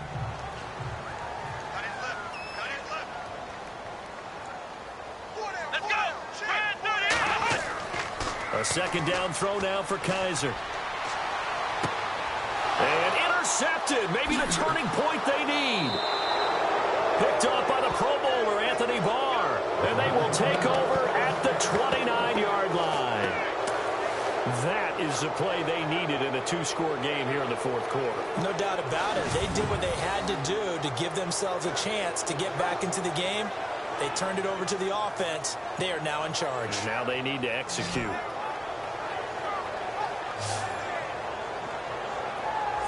Now here's the signal caller getting ready to lead this offense again. With his guys trailing here in the fourth, he can ill afford a repeat of the interception that ended the last drive. Yeah, you're 2 scores down. You take it upon yourself now to play perfect or near perfect football if you want to get your team back into the game. But it's also tough to do when you're trying to avoid errors, yet still play perfect football. Looks like the defense in press coverage here.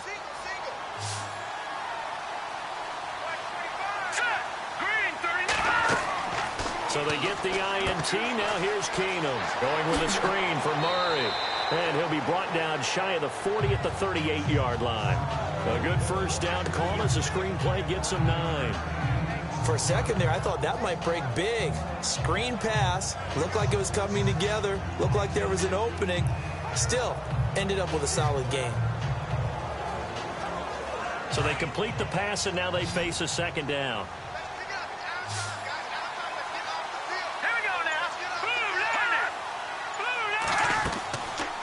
They'll run it now out of the gun.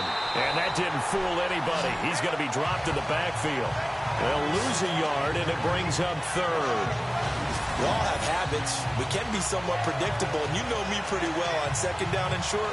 What I like to say? Play action. Yeah, without a doubt. I thought that was a great spot to call it. Instead, didn't go their way, did it? Now, defense sold out for the run. Worked out well.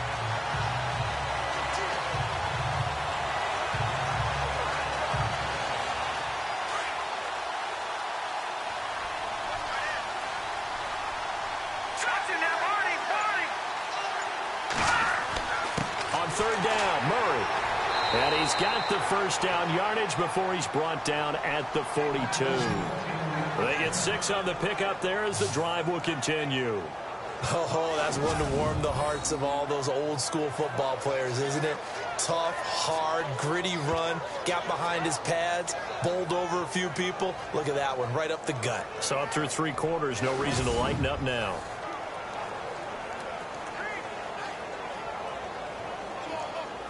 Now the offense lining up 1st and 10.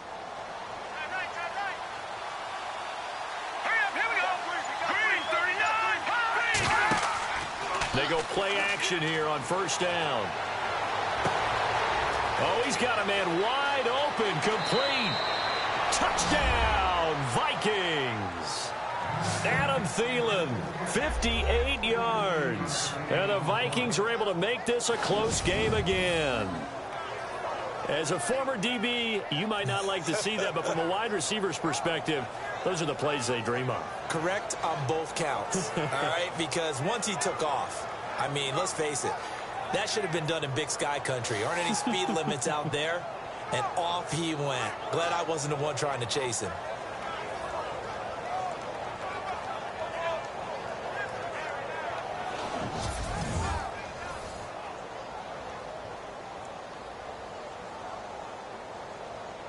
Kai Forbath on for the extra point. And the lead is down to 2.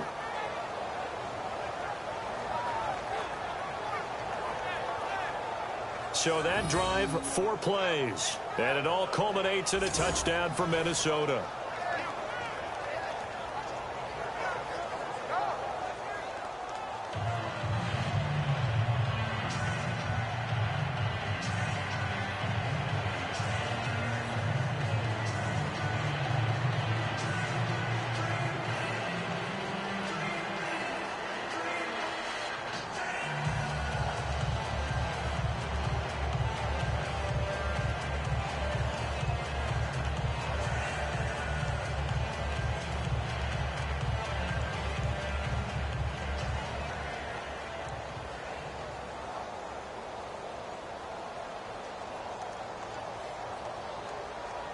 Forbath out to kick this one away.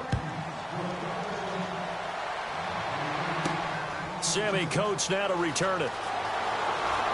And some space here. Sammy Coates off to the races. And he'll score. Touchdown, Browns.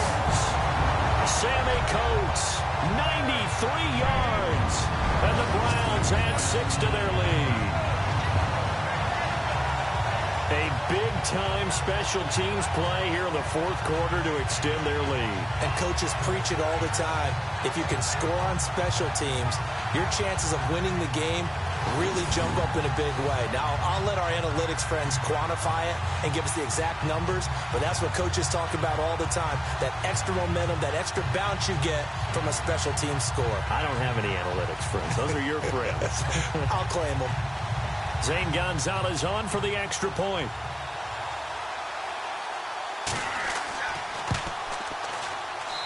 And that makes it a 9-point game.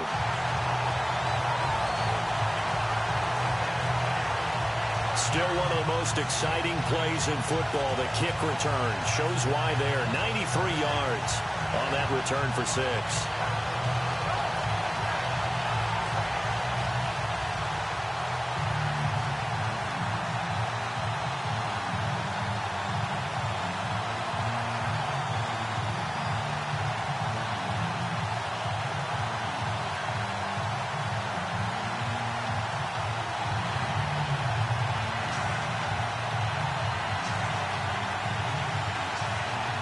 So now the other return teams out there as they'll try to duplicate what they just saw. And they will not get a chance to return this one as it's through the end zone for a touchback.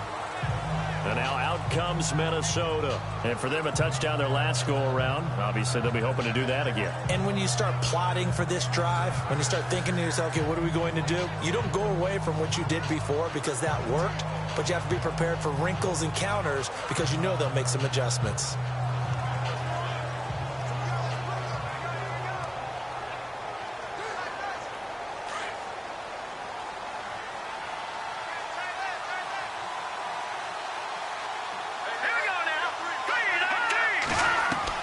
Keenum on first down. And he's taken down. This will be a Brown sack. Jamie Collins in there with pressure yet again, and that's the 7th time they've dropped him here this afternoon. This offensive line flat out cannot handle this pass rush. We've seen it demonstrated time and time again to the tune of 7 sacks in this game thus far.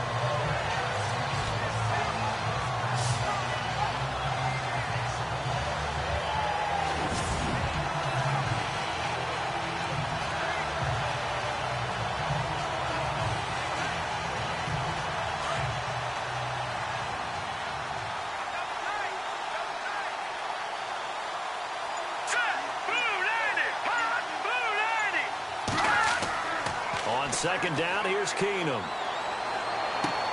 Got his man complete over the middle. It's Morgan. And they'll take him down at the 31-yard line. A nice pickup there, 19 yards. And they're set up better for third.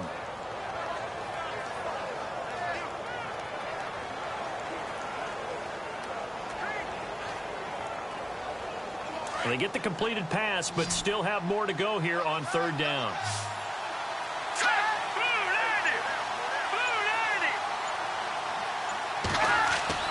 To throw is Keenum. And Rudolph has it, the tight end. And he will have a first down as they get him to the ground at the 37. It'll go as a gain of 6 that time, and it moves the chains as well. And in a 2-score game, obviously, every play, every third down, like we saw there, magnified, big pickup. It was a huge pickup. What they really want, though, is to not even get to third down. They've got to maximize time and conserve as much as possible.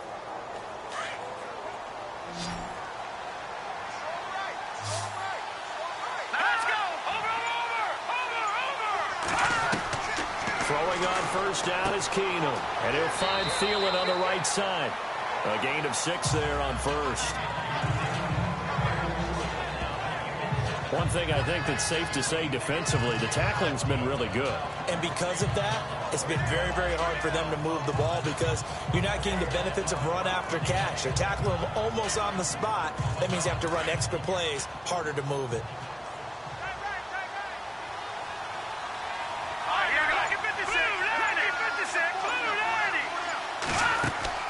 Off play action. Keenum. It's complete to Laquan Treadwell. And he is out of bounds, just a yard or two shy of the 30. A good pickup there, 26 yards. So the defense blitzed. A nice job picking that up, completing the pass. And how in sync was the quarterback in his center on that play? They saw the blitz, made the appropriate calls, got the line engaged, because now they know there are going to be extra guys coming at the quarterback, so they got their assignments down pat and kept them away from him, and he's able to step up in the pocket and fire one now for a really good strike.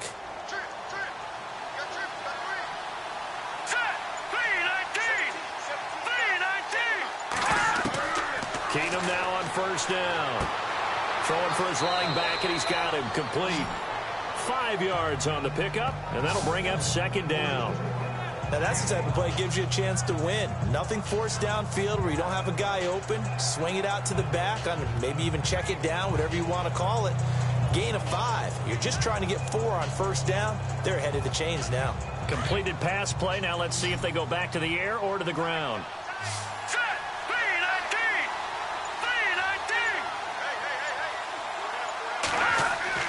To the air again, Keenum. Over the middle here to Rudolph. And they'll bring him down at the 18-yard line. It goes as a gain of 8, and it moves the chains. Many different ways to create space, but on that play, he did it with that big, wide body of his. Didn't get a whole lot of yardage on the play, but it did what it was supposed to. Pick up a first down.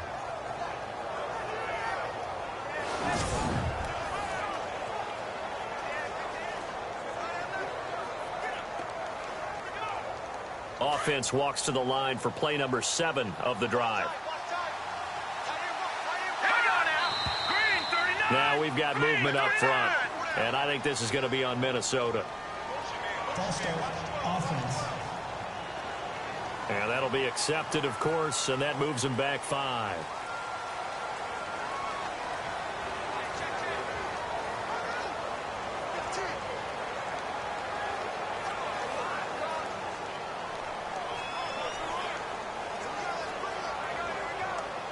So after the mistake by the offense, it cost him 5 yards, and now 1st and 15. Now Keenum again.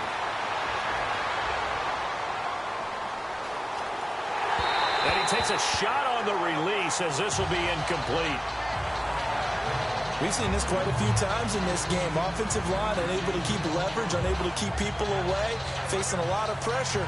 Fortunate just to get rid of it. One of the reasons they're down is that inability, though, to stop the pressure. We saw another example of it there.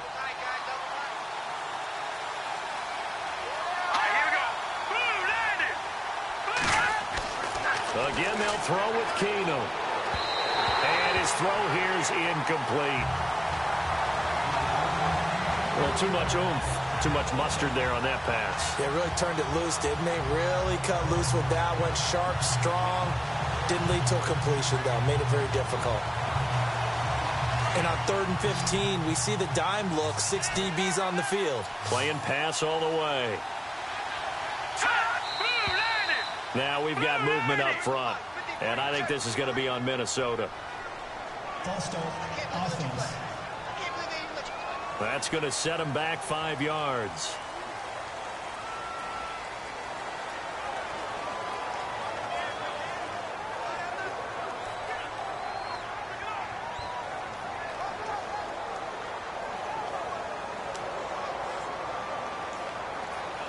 And some secondary help here for the defense in the nickel on 3rd and long.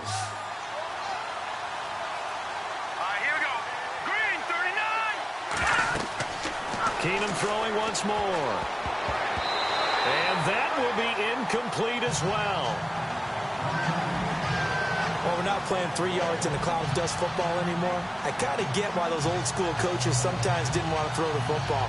Because if it's popped up in the air, it almost turns into slow motion. And both sides trying to get to the football, and you're holding your breath wondering whether it's going to go good or bad for your team.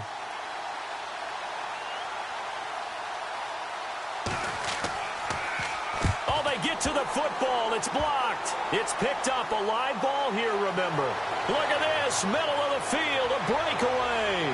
Pass past the 20, and he'll score. Touchdown, Browns. No lead safe in the new NFL, but this score is really going to give them some needed breathing room.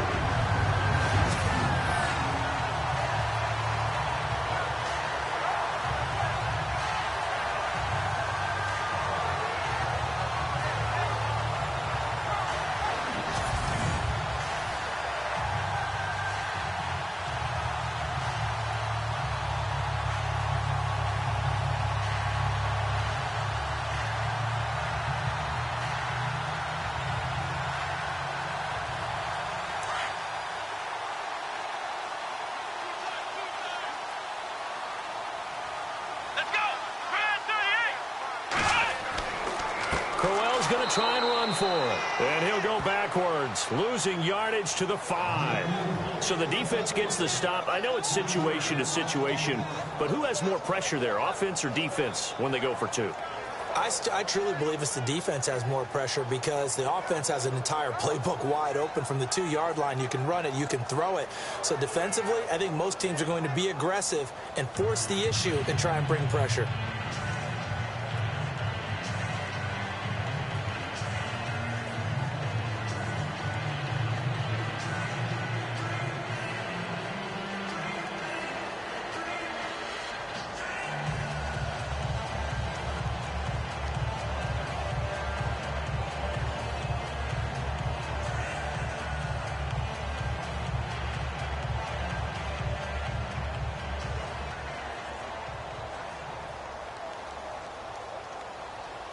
Now after the touchdown, here's Gonzalez on to kick it away. That'll be taken in the end zone. And no run back here. This will be a touchback, and it comes out to the 25-yard line. The Vikings offense now heading out to take over.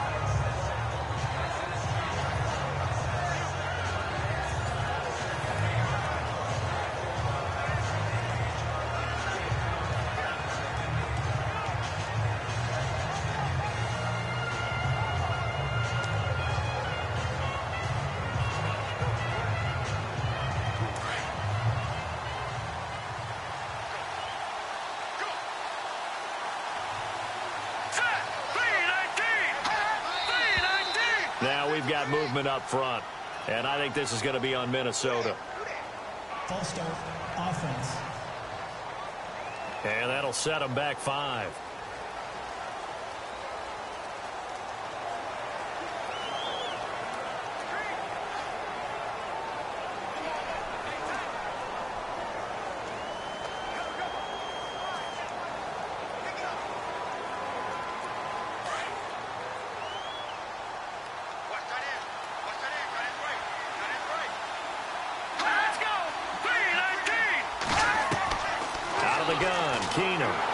And he's taken to the ground, but he was pulled down by the face mask. Here come the flags, and I believe this is going to be a first down. Personal foul, face mask, defense. Well, when you're leading in the 4th quarter, that's not the penalty you want. Not at all, and now your discipline comes into question. Having poise this stage of the game, you can't have those kind of plays.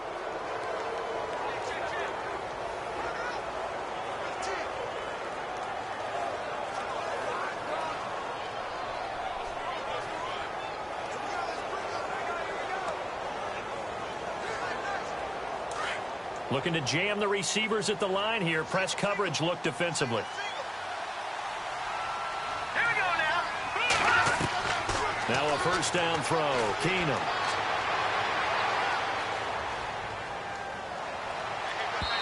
His throw incomplete. The intended receiver was Laquan Treadwell. That'll bring up second down. Sometimes the coverage is so good, no matter what you're doing on offense, you just can't shake anyone free. They try their best to find someone open, but they took away every passing alley, every angle, and shut the play down.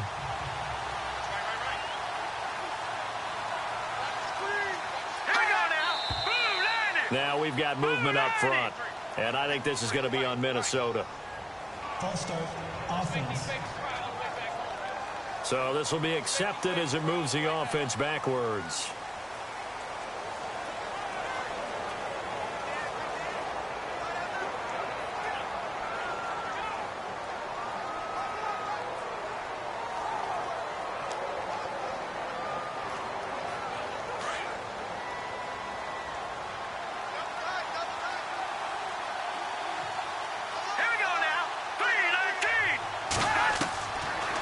to throw on second down. He'll find Thielen working the middle. And they're going to get this one all the way out across the 45. A good pickup there, a 22. Fourth quarter, every drive's so critical, and you figure may only get one more shot after this, so a touchdown's imperative on this drive. It is, but you also have to think to yourself in play calling, don't hold anything back. Don't save it for the second touchdown. You got the first one for the second one to even matter.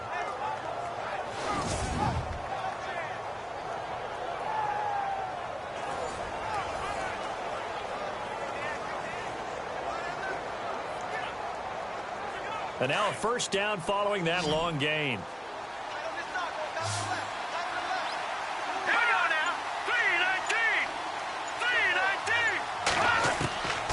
Shotgun snap for Keenum. On the catch, it's Jarius Wright. And able to break one tackle, but then quickly brought down. But a nice little gain. Give him 9 there on the first down completion. Some think that teams really won't throw a slant route unless you have a receiver that has a lot of stature to him. But sometimes the little guys, they get lost in there. People can't really locate them, and they run that quick cut on the slant, and oftentimes they can turn it into big plays.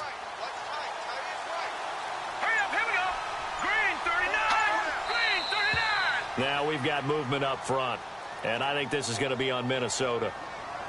False start, offense. So that one will be accepted.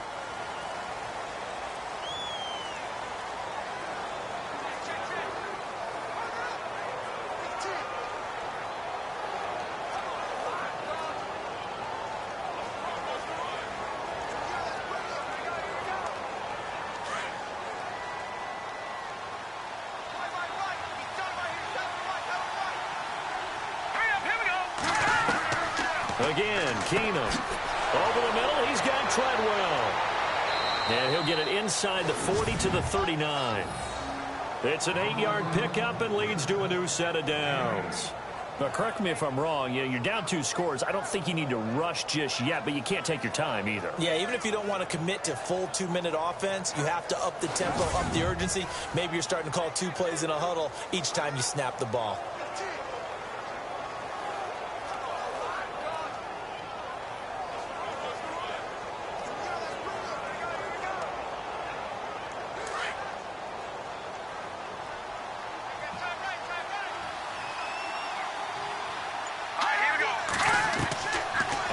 Down, Keenum. He's got the connection over the middle to Diggs.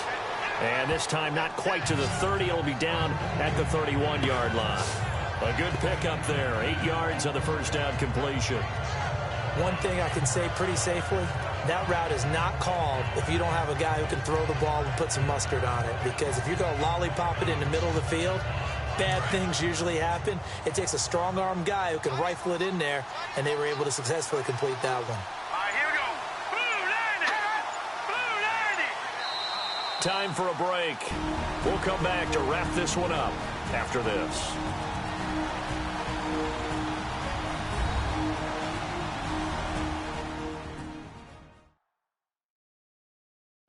So the Vikings in possession of the football as we get you reset. And let's see what they've come up with offensively after having time to talk it over.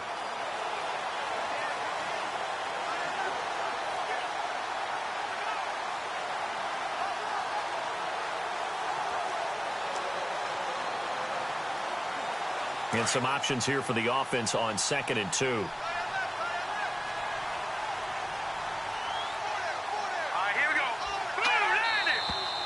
Now we've got movement up front. And I think this is going to be on Minnesota. False start, offense.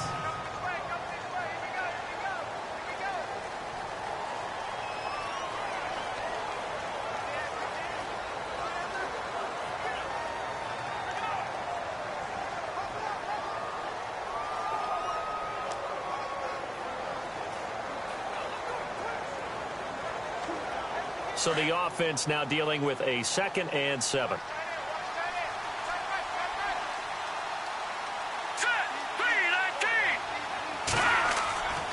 Again, it's Keenum. Left side caught by Diggs. The reception good for 7. It's 3rd down. They'll get to the line here, but remember, it's also 3rd down. Let's go. throw again. He's going to flip one out here to his running back. It's a gain of 3, and it gets him the first. First down now, but the clock continues to move. On 1st and 10, here's Keenum. To the sideline. Wow, what a catch. Doesn't get a lot out of it, but he is able to keep the feet in bounds. They'll give him a yard on the play, and that'll make this a 2nd down. Was that a receiver? Yeah, actually it was. It was a running back who was a receiver on the play. Ike's been spending time in the receiver drills getting his feet down. Well, those guys out of the backfield, they got to be good, agile with their feet. He showed the agility there with a toe tap. No doubt about it. It's like he'd run to ballet school. Got the toes down and stayed in bounds. To throw, it's Keenum.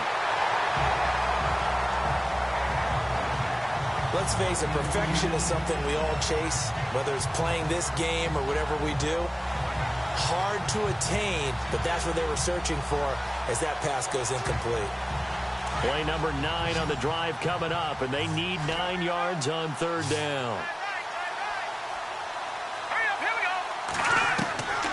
Throwing again is Keenum, and that is incomplete.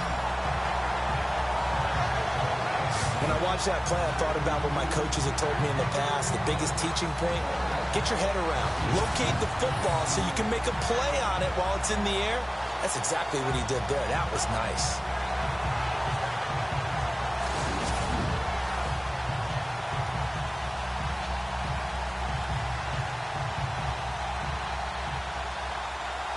All right, they're going to try and keep hope alive here on 4th down. They're going for it.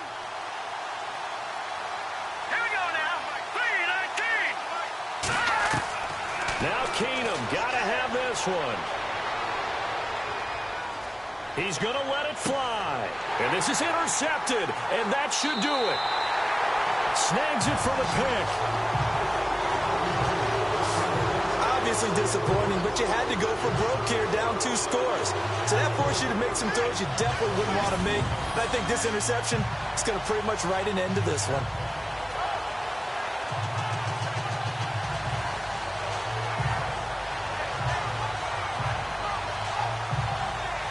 The Browns offense heading back out to take possession. And following the interception, just any interception, are you a little bit more cautious when you start that next drive, or no, you just throw that out the window?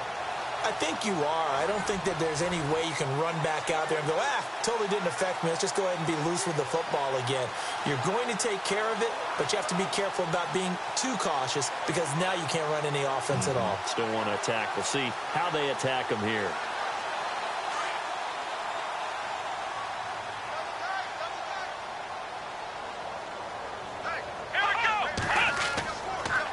On the counter, it's Crowell.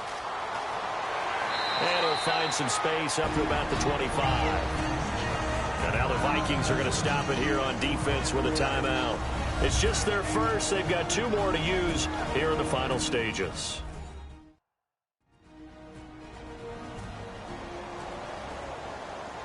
And now following that timeout, the defense back out onto the field.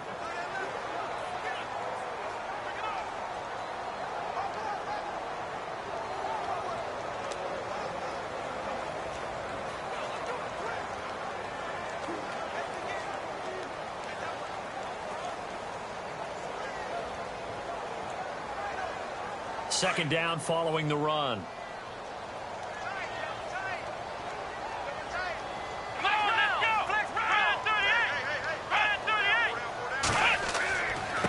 And to give this time to the tailback. And another timeout called by the Vikings. That'll be their second, so one more chance to stop the clock here. And we'll be back.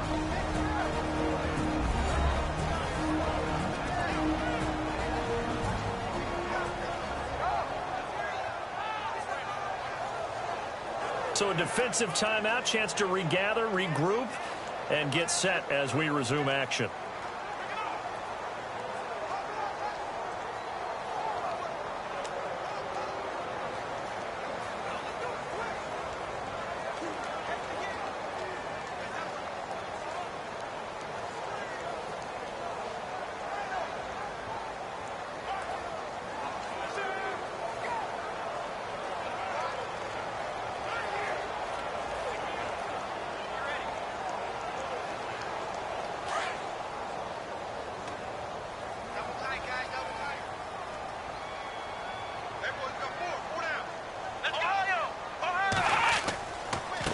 third down, Crowell. Not much room here as he only gets it to about the 30. And play is stopped here. Timeout. It's the defense calling the timeout here. It'll be their third and final timeout, so as they talk things over, we'll step aside.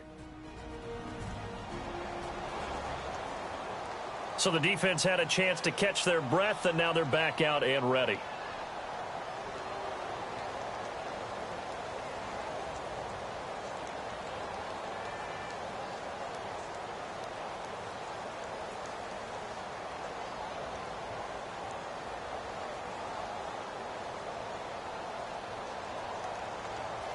Here's Britton Colquitt now, as he's on for the 5th time here today.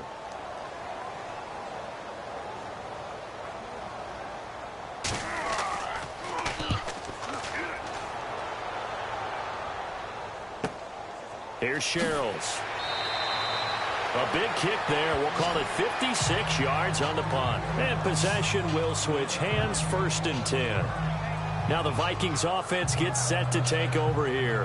And there are parts of their last drive they'd like to emulate. And, of course, they'd like to forget the ending, the interception. But they did put together, Charles, a nice sustained drive to get him down the field. Yeah, and unfortunately for them, the only thing that matters is part 2, right? Because once they threw the interception and finished off the drive, that does them no good to go back and say, well, you know, we had a good one going. Finish things off. That's the only way you can get it done.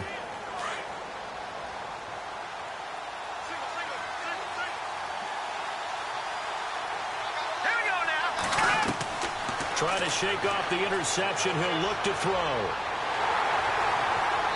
And the Browns pressure gets to him that time, and he's going to go down. Christian Kirksey in there to pick up his 2nd sack now of the afternoon.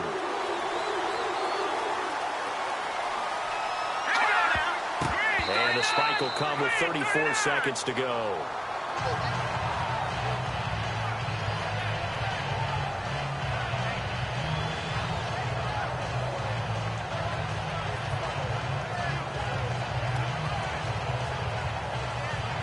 It looks like a nickel set now for the Browns on 3rd down. Let's go.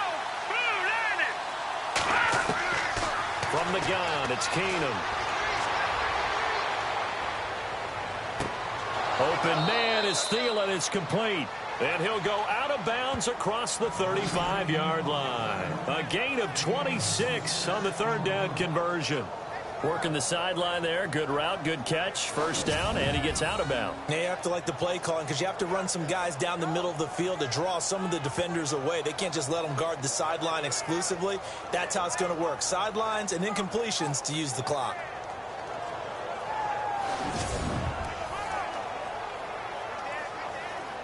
So after that big gain, let's see what else the offense has up its sleeve.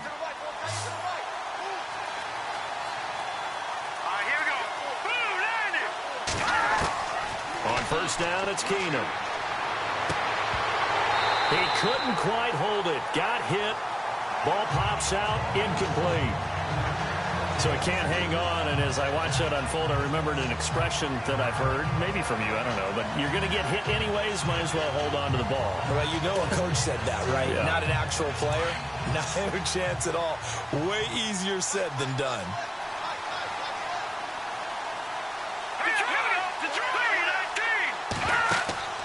Now a play fake, and it's Keenum. And this is Michael Floyd, complete. And he's going to get this all the way down inside the 35. A really good pickup of 28 yards. And they'll stop it with 4 seconds showing on the clock.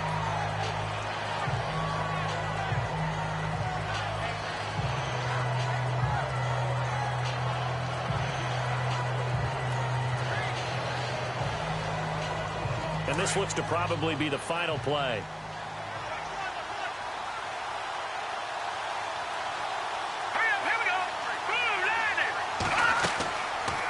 They'll run it now out of the gun. And not much running room. Down to the 32.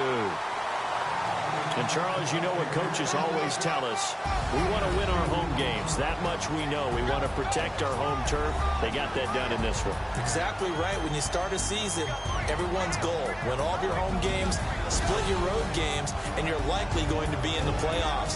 But when you win at home, boy, what a great feeling that is. You don't even mind if people are at your house when you get home after a win like that.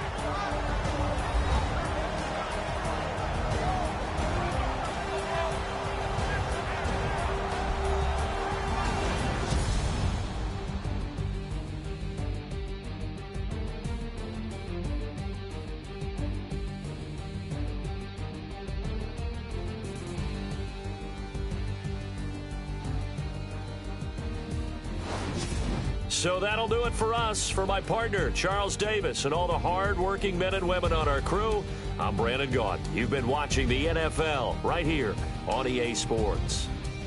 It's a win for the Browns, and they're happy in the dog pound as we say so long from Cleveland.